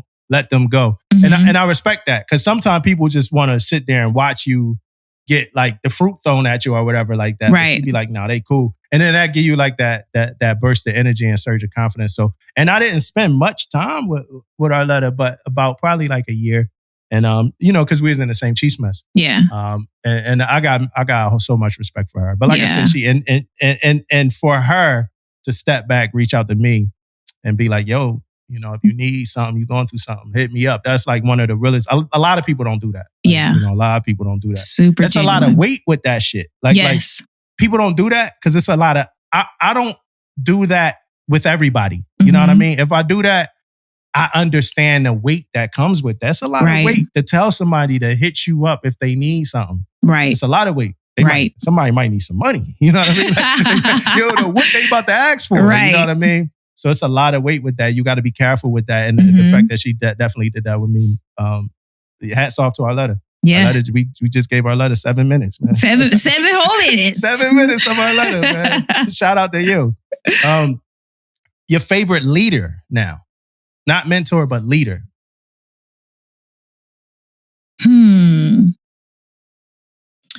It would have to be my favorite leader.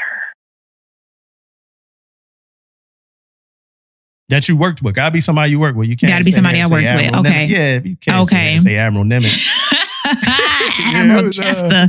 It was Admiral Nimitz. The way Admiral Farragut controlled that shit. That gotta be somebody you worked Okay, with. so this one is a technical one. I technically worked with under this person, Obama. Oh my God. No, don't do that. No, we ain't gonna let you do that. We in the audience ain't gonna let you do that.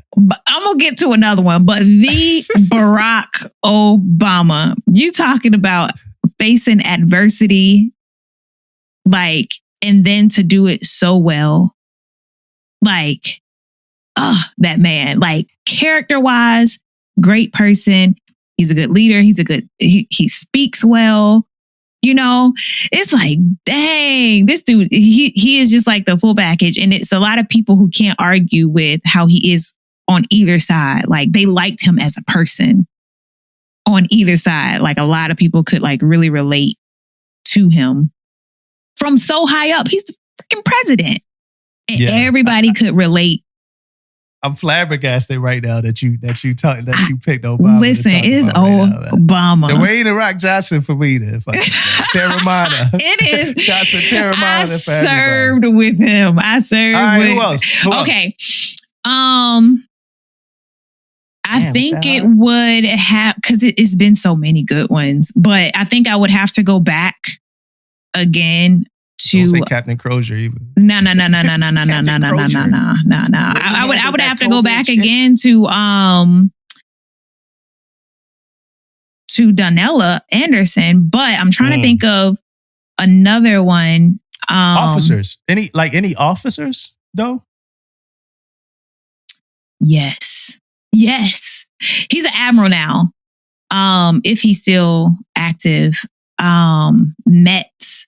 So I served with him when I was at my second duty station in Hawaii.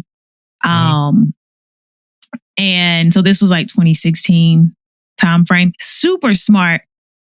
He was like the Obama. Like, his personality, going back to Obama, his personality is very much the way Obama is.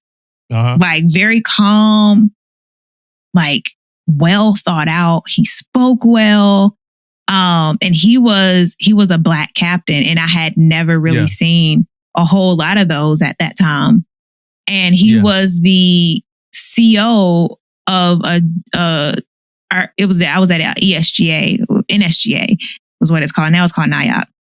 But one of those crypto commands, and you already, like, at a command like that, you already don't see a lot of color. It ain't that diverse, right? You don't really see a whole lot of it. There's some in there, but you don't really see a whole lot of it. And he was just like that dude, you know.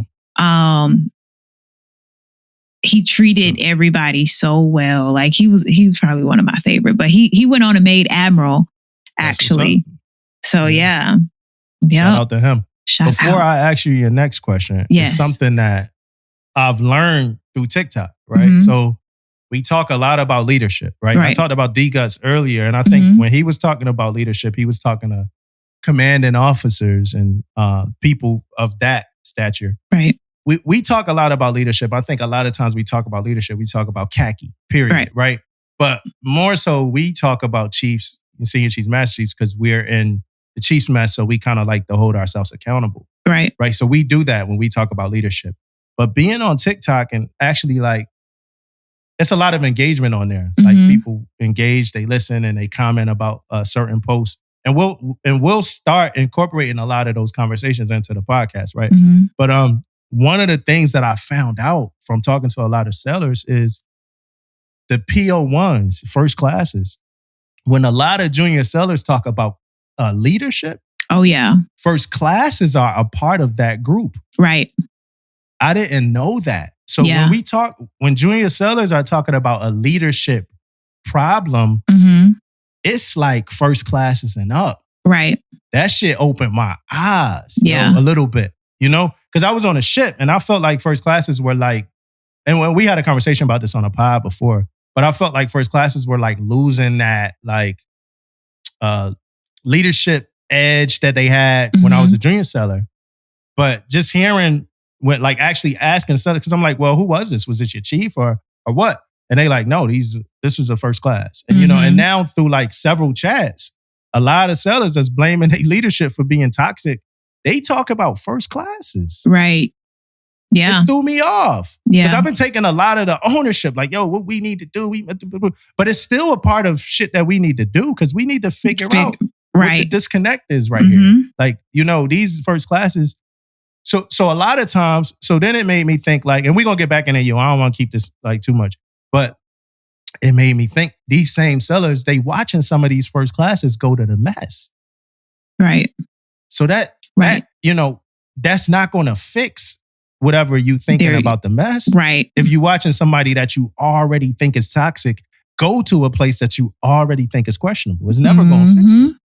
Yeah. So that's the part that we got to really engage with. We're going to have a whole lot more junior sellers on here in the future because they all be in the inbox like, hey, when I'm coming on. I got something to say. Yeah. So we'll talk to them and we're going to talk to them, and I want y'all to know if you're listening, if you're a junior seller, we're going to talk to you, right? My first question I'm probably going to ask everybody, because this is what I do even with my people, is what can you do better? Mm-hmm. What can you do better? And then we can have whatever conversation we going to have, but we want to figure out what that disconnect is when it comes to that. Right. For the first classes that's listening, right? Don't take what we just said as an indictment against PO1s, right? Because we've been talking about chiefs for the last 3 years or whatever. I just found out that they looping first classes into the leadership thing. So I was just shocked by that shit. Right. I was shocked by that. I didn't know that. I thought leadership was us and above, like chiefs and above. No, it's starting at the first class level. Yeah. Yeah, it caught me off guard, yo. Yeah. It's been a lot of them, yo. Oh, yeah. And I think like we started like the, what is it, CPO 360 or no, Sailor 360, 365, 360, I don't know. I think that's supposed to like be helping with that because like you just throw them in these leadership positions and they don't know what they're doing. Yeah, but you gotta be vulnerable. You gotta be vulnerable at 360 wherever. You gotta be vulnerable. You can't be on that high horse, man. You have to be vulnerable. You're right. Least favorite leader. What's your least favorite leader, Tish? And you don't gotta say the person's name. Okay. You can if you want to smoke. I ain't gonna say their name. I'm not gonna say their name. I'm not gonna say their name. However, I will just say, this person, was one of the ones that I had to like, bring my mentors in close in dealing with this person. Very, how should I say? So I will say I became a chief and I was like, excited about going into the mess and like this brother sisterlyhood. And it was straight while I was in agreement with them. But as soon as they did something that was like, I felt like they did something wrong towards the sailor and I wasn't going to back you up on that. I'm going to call you out. And I'm going to call you out in front of like, the call out happened in front of somebody else. Like she was lying on a sailor. And I was like, nah, like that's not true. And after that point, things just were like completely different between. This was a CMC? Did I say that? No, but it's we saying least favorite leader, so I'm trying to figure out. It was a leader. She was a leader. All right, she was in the leadership position. Okay. I was like, dang, we ain't gonna say too much. Right. But things just kind of got very different after that. And then afterwards, I just kind of felt like she was just always looking for something wrong. Mm-hmm. Like when it came to me, like she's always like trying to point stuff out. And so it just became like a very unhealthy type of like leader subordinate type of relationship. And I just always felt like she was, because of how she was, I just always felt like she was like gunning against me. And I did find out, through other people that like stuff that she was doing like behind closed doors. But luckily, I had my mentors that I would talk to, and they were just very like, Nella, like she's very like, don't worry about it. Don't worry about it. And I used to be like, I want to do this and do that. She's like, nah, don't worry about it. Just keep doing you. Like, okay, she threw you this loop. All right, how you going to fix it? How you going to work it out? Like, that's what you need to be focused on. And so I did. I had to start like just really focusing on me and my mental health, because like that was like a real, that was the first time that I've ever like been like, hey, I need to go talk to somebody to get this out, because otherwise it's going to be a situation. Yeah. It's going to be a situation, and I ain't trying to go down like that. Like I may not hurt myself, but you say one, I'm like 2 clicks away.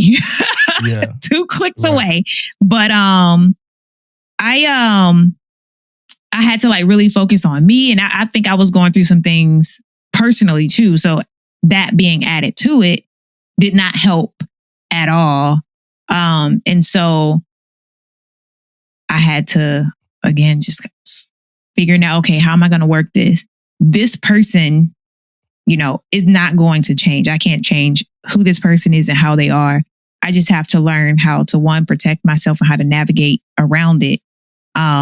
So that's like the tough part, right? Yes. Like the tough part about being in, like, sometimes you got to wait for somebody to transfer. Right. Like you really go through this type of shit. Right? Yeah. And I think like one of the hardest things about dealing with adversity sometimes is just that the shock factor that you're dealing with adversity. Right. You be going through that so much, like, man, I got to go through this. I didn't wake up to have to deal with this bullshit and all that. Right. And like, I myself, like, so sometimes like I might say something like, it's not the command, it's you. Like some blanket statement like that. But I trained myself to, all right, it's adversity, right? Dealing with I hope I said adversity the first couple of times too. Yeah. And didn't make a mistake. Yeah. Just on the tip of my I would have called you out. No, you good. You said it. But it's like, all right, it's adversity. Okay, I see it. I recognize it. Mm-hmm. Let me work. Right. Let me work. A lot of time we be like, I can't believe this happening to me. It's right. that. Right. For me, that's my advice. That's the way I get through dealing with adversity. It's here. Mm-hmm. I don't, after that, it's like pain in my body and all of that stuff. Like, okay, I have it. Like, got it. I got to get through this shit. Right. You know what I'm saying? How are you going to deal with it? Yeah. I mean, in a perfect world, should we have to deal with it? No. But it's here. Mm-hmm. And that's my thing. Yeah. Yeah. And I think that was the pivotal moment for me. And then I started to kind of laugh at some of the things. Right. Yeah. Right. Like it becomes like you see what they're doing. Doing this. And you're right. Like you just doing too much. Yeah. Why? Like you putting all of this energy into trying to do something towards me. And it was funny because I started to see how like the things that they were trying to do, like, or she was trying to do, it wasn't working. Mm-hmm. And it was just like, okay, cool. Like, I felt like a sense of protection. Like, all right, she's doing all this craziness, and she's trying to do some she's doing too much. But at the end of the day, I'm protected, know? And so I just kind of would just like laugh. And then I was the one that transferred first. Mm-hmm. And it's funny because, not really funny, but I had a mental health scare with my son. And so I had to go on homage duty. And that's how I ended up leaving that command. And it's crazy because like somebody can be like wreaking havoc in your life. And then something bad happens to you. And they're like, oh, let me know if you need anything. And they're, why in the hell am I going to call you if I need something? Like, no. And I actually did not. I went and talked to someone else. Yeah. Can I jump in right there? Yeah. So the reason why I'm asking that, because some people think that being in the military is being that way. Yeah. So when a real life situation happened, they click back to some real life, who they really are. Human. Like, yo, I can help you and do that. But some people, because the way they came up, the people they came under, they think you gotta be a bitch or you gotta be an asshole. Especially That's women. a part of the military experience. Mm-hmm. It's crazy. I dealt with that too in a little bit. Yeah. Same kind of situation. Right. And I'm like, yo, this is weird. But then when like real life shit happened, the person was in my corner. Yeah. You know, so I dealt with that too. That's all I wanted to say. Yeah. This person, I didn't really want them to be in my corner. I feel you. I feel you. I was like, nah, because you had me laying up on the shrink's couch. You messed me up too much. Like I'm really like, cause I'm naturally a happy person. I think the best of everybody.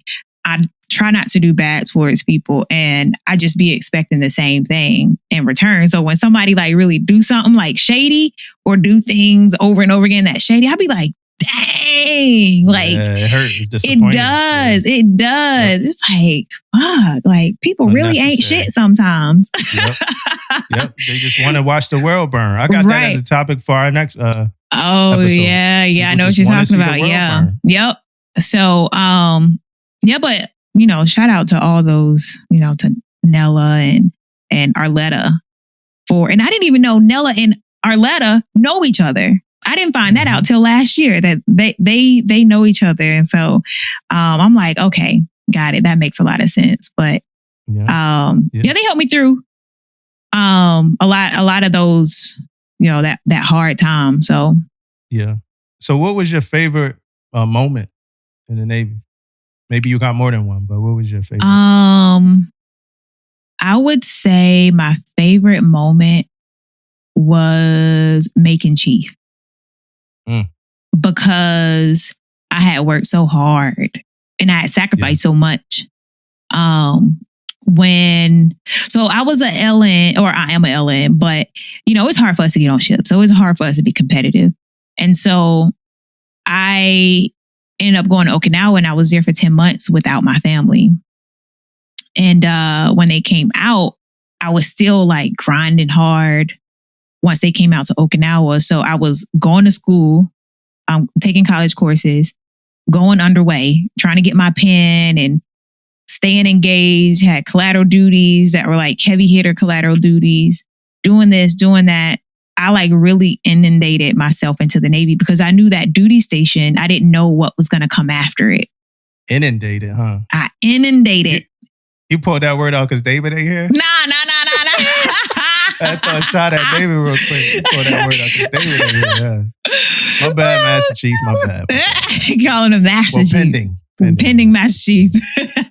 But yeah, like I really like submerged myself into it because I ain't know what duty station I was going to have after that. That was as close as my detailer could get me to sea duty, was being embarked a shore-based sea duty where we embark on a ship. And so it was like, go hard or go home right now. And because of that, though, it was like, I kind of had to like the home base, like, I need y'all to be self-sufficient. Okay, I need y'all to, like, my now ex-husband, I really had to lean on him to, like, essentially, like, be the house dad, kind of like the taking care of the kids and the dinner. Cause I would, when I wasn't underway, I would still be coming home late. Yeah. And then on the weekends, now I'm trying to get all my schoolwork done. So I would lock myself up in the dining room so I can try to knock out all this stuff for these paralegal courses I was taking. So I was very absent. I will say that. Yeah. But shout out to the military spouse husbands. Shout out to the military spouse husbands. The house dads and stuff holding down the crib, man. Y'all are the unsung heroes who don't ever get for real any love. Shout out to y'all. For real. Because I feel like it's harder for men too, because you're a man. And like that wasn't what he wanted. And I kind of like, well, this is how it is. Like, this is what it's gonna have to be. And it really caused a strain on our marriage, for real. And like we never really recovered from it. Mm-hmm. And so I felt once I came here and then I made chief shortly after, it was like, okay, so all of that wasn't in vain. Yeah. There was a method to the madness. Like, yeah, I had to crunch down and do that. and I had to at the sacrifice of my family, but I was able to reap the benefit so that I could not really pump the brakes, but it's like, okay, I did this. I did what I was supposed to do. I did the formula. Now let me go and, pour back into my family. And so it was such a pivotal moment, all right, I made it. My family's still intact. Shortly thereafter, we got a divorce. But I was like, okay, I made it with my family in tow. And I just felt like it was real huge for the people who poured into me too. It wasn't just my accomplishment, the people that I've named and so many others in my past that I've come across who have helped me. Even to there was a senior chief who looked at my evals. I had been stationed mostly with JAGs before that, and not really knowing how my evals should look. So when she read my evals, she was like, these written Officer Fit Reps. She was weird.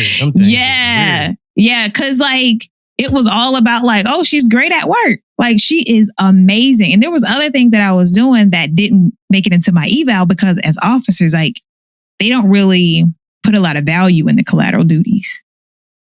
They put value in doing your job, especially in the JAG Corps. So it was written very officer JAG like. Yeah. And when she read it, she was just like, you're going to have to wait for these to fall off. She was very honest. You're going to have to wait for these to fall off. But this is what you need to do.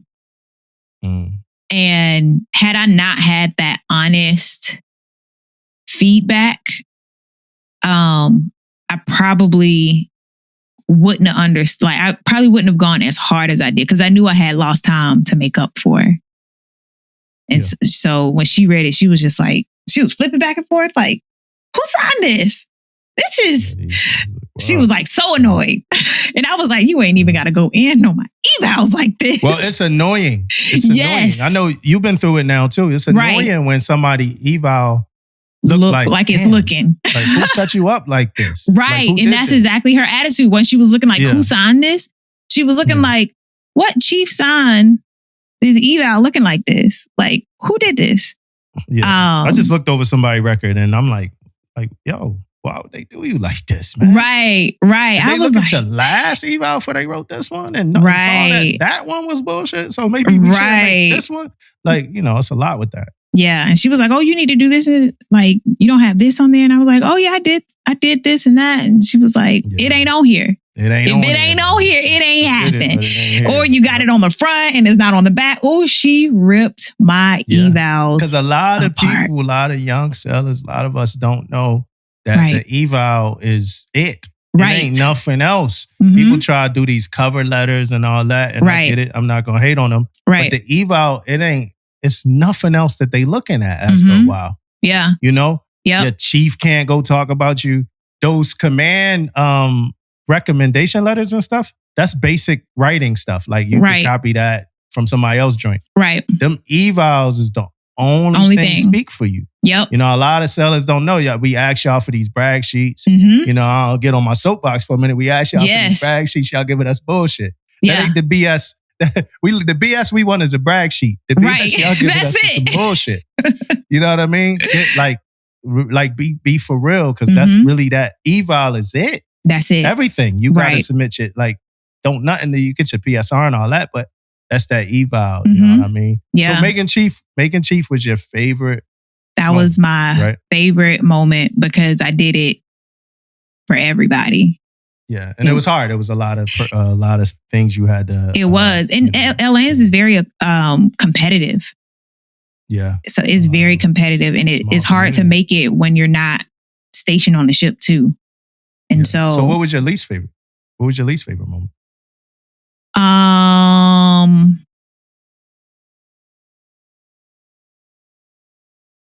Are you gonna ask me about an embarrassing moment?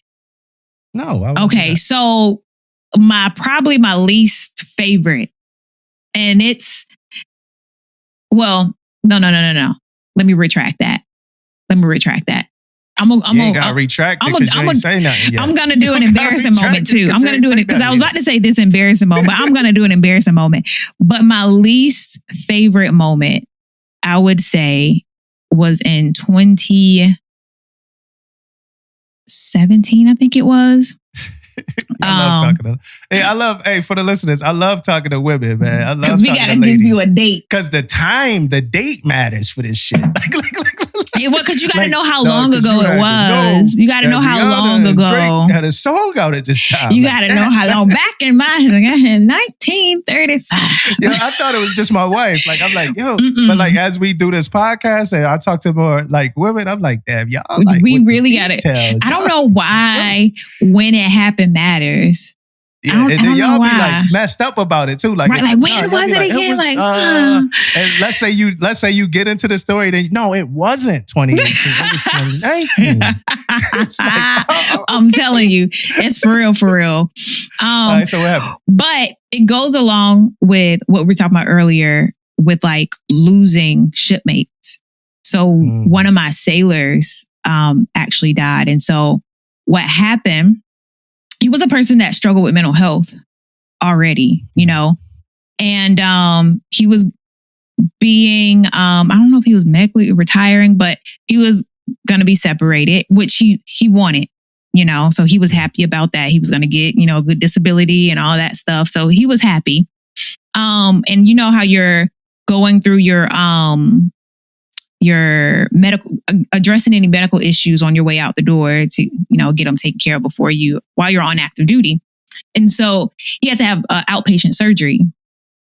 And I went to go pick him up, and he was like, it was surgery on his nose.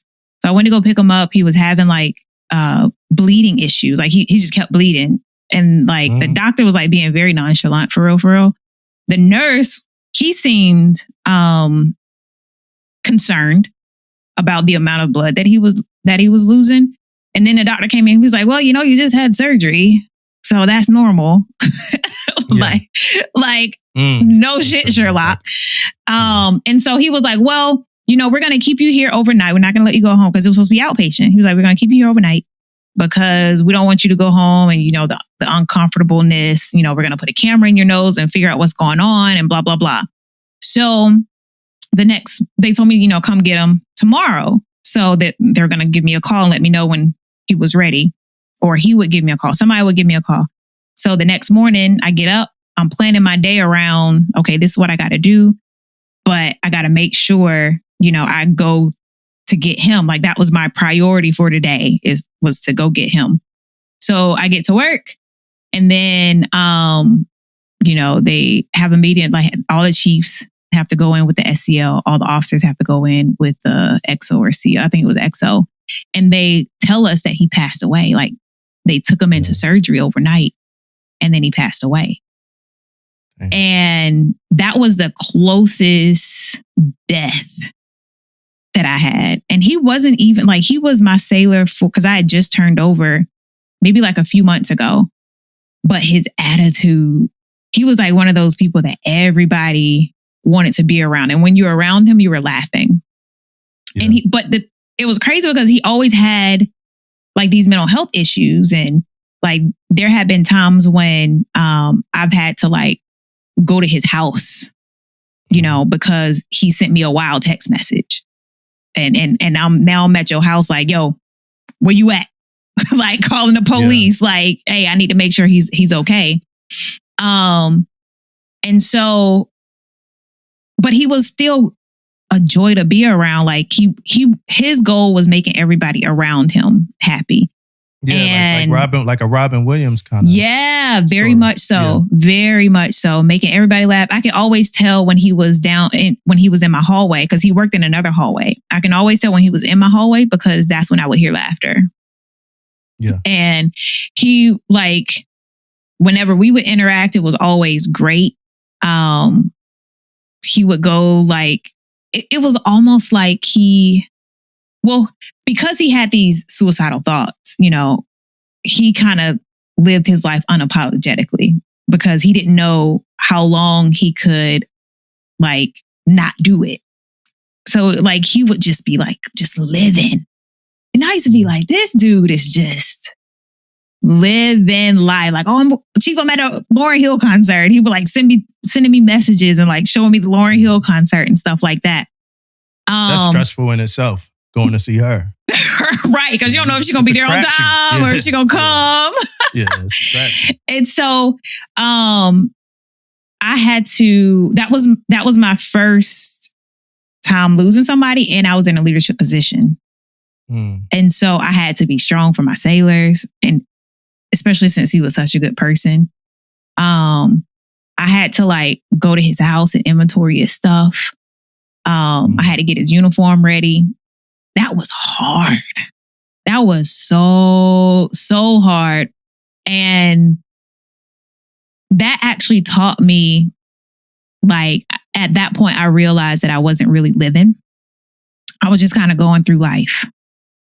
Because, you know, when death happens close to you, you kind of start to think about things and think things over. And so he became like part of my why. So like on my desk at work, you had the picture of my kids, and then I had his obituary. So he became like heavy in like why I do what I do, you know, and why I never wanted to like just discount a sailor. Like during those hard times when they getting on your nerves. Yeah. when they touching that last nerve, you be like, all right, let me be patient. Let me be calm. Let me try to work through this issue, because it can be real tiring working with sailors and their issue. And like he was somebody, he needed a lot because he was going through emotionally a lot, and it was taxing on me. But even before his death, you know, it was taxing, like getting a text message, you know, 7:00 in the morning when somebody is contemplating suicide. That just shook my whole day, you know? Yeah. And I gotta, it's a lot to deal with. Somewhere. Yeah. Because he was like hot and cold. Like one day he's on top of the world, the next day he's like at the lowest of the low. And I had to be there in both places and in between. But that was like the worst moment. Because because it was just like, dang, like I just saw you yesterday. Like I'm trying to pick you up, and I never thought it would be like that either. But I still to this day, every year his family does a balloon release. And me and a couple other people will jump on their Zoom call. And we're a part of it every single year. And I plan to do that every year as long as I can. Still being a part of that. So that was the worst moment. But it was the biggest teaching moment though, I would say. Because that completely turned. Actually, shortly thereafter was when I got a divorce. I decided to it's time to live. I'm not really living. But like I realized, like, because I started like wanting more for my happiness and being more cognizant of like, what am I doing day to day? How do I feel day to day? And what I'm currently doing, how does that make me feel? And so I was just like, you know what? Like some things have to change. I can't keep, you know, going through life just day by day, just like just existing and not really enjoying how I'm living my life and being cognizant of how I'm doing it. So that's why now y'all be seeing me. That's because I think women give up so much of themselves. Yeah. In relationships. And we could probably talk about, I don't want to have relationship talk right now, but I think y'all give up so much of yourselves in these relationships. And sometimes we don't ask y'all to, but sometimes we also don't catch it. And sometimes we also don't like stop y'all from doing it. Yeah. And that's not, I'm not speaking, I know when people talk about relationships, it's like you speaking to everybody. I'm not speaking to everybody's situation. I'm speaking about a lot of what I see. Right. You know, we could probably talk about that some other time. But that moment, that coming to Jesus moment you had, I had that watching Avengers when Tony Stark died. I'm like, damn, we are not going to be here forever. And not Tony Stark. Wait a minute. Tony Stark died. I had a real fucking moment. I'm like, yo, I'm going to get old and die. Yeah. And then it's a whole nother part of this thing that is either exists or don't fucking exist. Right. But I'm gonna be old and die. And I looked over at my wife and I'm like, you know, in the next life or whatever happens next, is she still my wife? Do I still like what happens or whatever? What happened? But it was when Tony Stark was dying. But it wasn't necessarily tied to Tony Stark dying. It was more tied to when I was young, my granddad, he wanted to watch Will Smith play Ali. Mm-hmm. He wanted to watch that like so bad. Like yeah. he knew about it years in advance, right? That's how that's how I am with movies, right? So he knew about it at the announcement and that's all he wanted to do. And he didn't live to see that shit, right? So as I was watching Avengers, you know, I'm like, damn, like I've actually lived to see like Avengers play out, right? It's small, it's petty, right? But a lot of my life is kind of drawn in through movies and stuff, right? Because I love movies. But I'm like, one day I'm going to be my granddad age. And it's going to be like something I want to do or see or something I'm waiting for that like I'm not going to see. And in all actuality, on the other side of all of this, it's not going to matter to me. Right. You know, I probably see some greater things or whatever or not. Who knows? But it's like that time comes to everybody. Yeah. You know what I mean? We don't really ask for it, but that time comes. And it hit me watching Iron Man die in Avengers. I don't know how that was the bridge that connected everything, but it was crazy. Yeah. But have you lost, you know, just to kind of keep into that conversation, have you lost any family members while you were in the service? Yes, actually my dad. And this was, going back again, 2016. When I first got to San Diego. And like I mentioned before how my mom was in an abusive relationship. Well, that was with my dad. And so me and my dad didn't have the best relationship. And so I left Japan. I came here. I was supposed to go home on leave. And I was like, nah, don't think I'm going to go. And my brothers are like, hey, I think you should come home. Dad isn't looking real good. Like, we just don't know. Like, you should come home. And he wasn't like in the hospital or anything. But he was like a heavy drinker. And so, you know, with like what comes, like the health issues that kind of goes along with people who drink heavy over the course of a bunch of years. And so, I was like, nah, he's old and mean. They live forever. He gonna outlive all of us. So I ain't going home. And at the end of the day, he's never sacrificed anything for me. So why am I gonna do that? Like, I'll come home when I come home. I'll be home Christmas. If I come home now, then I can't come home for Christmas. And I haven't spent Christmas home because our family are like huge when it comes to like Christmas. We have like a Christmas party, Christmas Eve party every year. As long as I can remember, we've always done that. And so I was after coming from Japan, I was really looking forward to being able to go to a Christmas Eve party again. And so I was like, I'm not coming home early and then missing out on Christmas Eve because I can't do both, you know? Mm-hmm. And so I decided not to go. And that was August when I reported, like July, August timeframe. And then he died in November. Like 2 weeks, I think, 2-3 weeks before I was supposed to go home. And so that was like huge for me for a number of reasons. One, I didn't go home when I should have. And then two, we never really had the chance to like rebuild our relationship. I had tried before, but you know, old black men, they just lack accountability. And he lacked a whole lot of accountability and didn't want to talk about it, didn't want to address anything. So like the things that were hurting me from my past, like I couldn't address that with him. And so I actually had to forgive him after he died.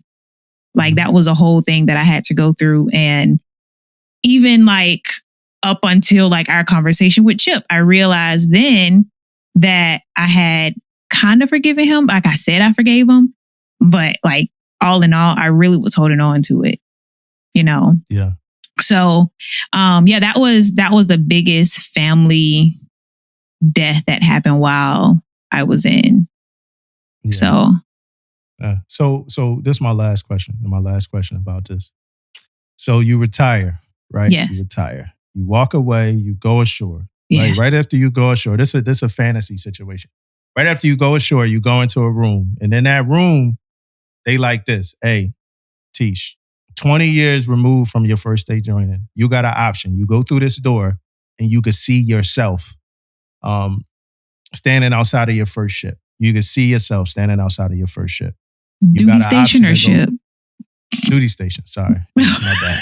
My bad. So standing outside the door of your first duty station, you got an option to go tell yourself something. You got an option to go have a conversation with yourself. Do you take that option? Or what? Or not take it? Yeah. Oh, yeah, you yeah, can yeah. take it or not take it. Yeah, I would definitely take it. So you do take it. I would definitely take it. Yourself. What do you tell yourself? I think I would tell myself to figure out who I am. Because I feel like I went through a large majority of my career not really knowing who I was. Like who to the core, Tisha, our Tisha, like knowing to my core who that was. And so I think because of that, it kind of made me very like, sway with the wind and I was a chameleon for a long time. A long time. I got my identity from who I was around. And so I feel like had I had a better grip on who I was, and trying to like learn who I was earlier, then I think I would be a much better person now and a better leader and better mother, better, spouse, everything, better friend. I think I would be a completely different person. Like I'm figuring all that out now. Even still, like it's a journey. I'm forever exploring who I am. And the person that I am now that I know more about who I am and what I like, what I don't like, and like really loving myself a lot more. Now that I see who I am, I'm like, dang, if I was that way back then, it would have been a wrap. Yeah. It would have been a wrap. I could have avoided a lot of bullshit. Yeah. But you know what they say? Youth is wasted on the young. Youth is wasted on the young. We learn these lessons through life, man. Yeah. Yeah. But I'll never I don't regret anything though. All the things that I went through that, got me here. I don't regret it. I just wish if I could go back and if I could open that door and be like, yo, hey. I would have told myself the same thing. Like be unapologetically you. If it's not comfortable to you, if it's not this or that to you, don't do it. Be unapologetically you. Yeah. Sometimes I would feel like I was caught in between two worlds. Right. But I don't want to get into that. Very myself.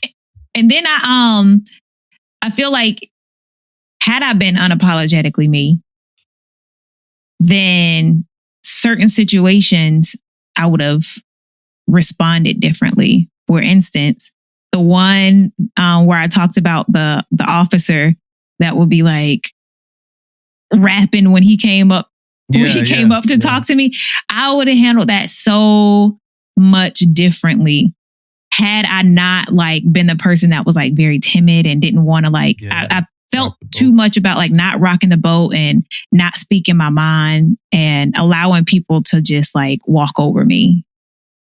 Yeah. So yeah. Hey, I want to be the first to say this though, Tish. Congrats on 20 years, man. Congrats. Yeah. There I go. I hit the clap button. 2 days ago, you hit the clap button. And the claps ain't start. You know what I mean? I definitely hit the clap button and the claps didn't start. It still ain't came. Here we go. Yeah, there we go. I told y'all. congrats on 20 years. The clap still ain't gone.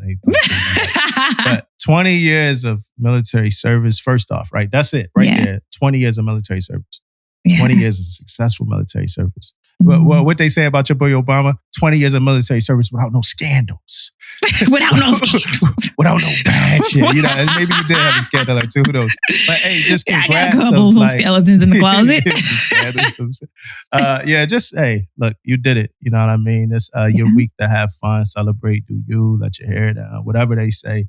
Have a good time. I honestly, for any listener, like I've never met like Tish in person. Like we do all this stuff digital. I wish I could be there with you, take a shot. Unfortunately, I can't, but I can't wait to hear about everything after. But thanks for having this open, honest conversation with me, this dialogue. And thank you for giving 20 years of your life, yourself, the wins, the losses of family members, divorce now and everything like that. Thanks for everything that you did in service to your country. You know what I mean? In service to your country in this military thing. I appreciate it. You know, and I'm sure your people, your junior sailors, your mentors, and everybody else appreciate you. You know what I'm saying? So have fun at your retirement ceremony. Definitely. And you know, I want to give a shout out to my kids. Because they've been rocking with me.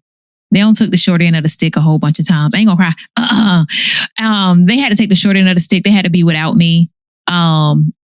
Being sailor mom is not always the easiest thing. I found at one point in life, I found out that I was chief. There they go, son. Hell no. Yo. Hey, there the claps go. There they go. They came. Shit is sporadic as hell. What would you say? Like I figured out at one point that I was chiefing at work, and then I was coming home and I was chiefing my kids. Yeah. And because it was hard to kind of switch that off when I got home, because like I'm mom and like, you know, I'm everything at home. And so I was not giving my kids like the care and compassionate me. I was just always very militant. And very like, okay, I got to do this. I got to do, like, I'm getting home and I still have a laundry list of tasks that I got to do, especially when I was trying to like start my business and everything like that. And so once again, I kind of told my kids like, hey, self-sufficient time again. Like it's time for y'all to, you know, work it out, because I'm trying to do some things, make some move and shake. And, they've been there with me. They've been patient, still loving, and, you know, they've experienced their share of like hardship right along with me, you know, and I'm really grateful for those jokers, because I don't think that I could have had as much like umph and like that will to like keep going and stay in it, and how do I be better and all of that if I didn't have them. So at the end of the day, if I ain't had nothing else, I had them little munchkins. Shout out to the young boys, man. And again, 20 years. I'm not the one you think I am, brother. Telling you. I will take 20 years of the military and beat your ass. You understand me? Telling you.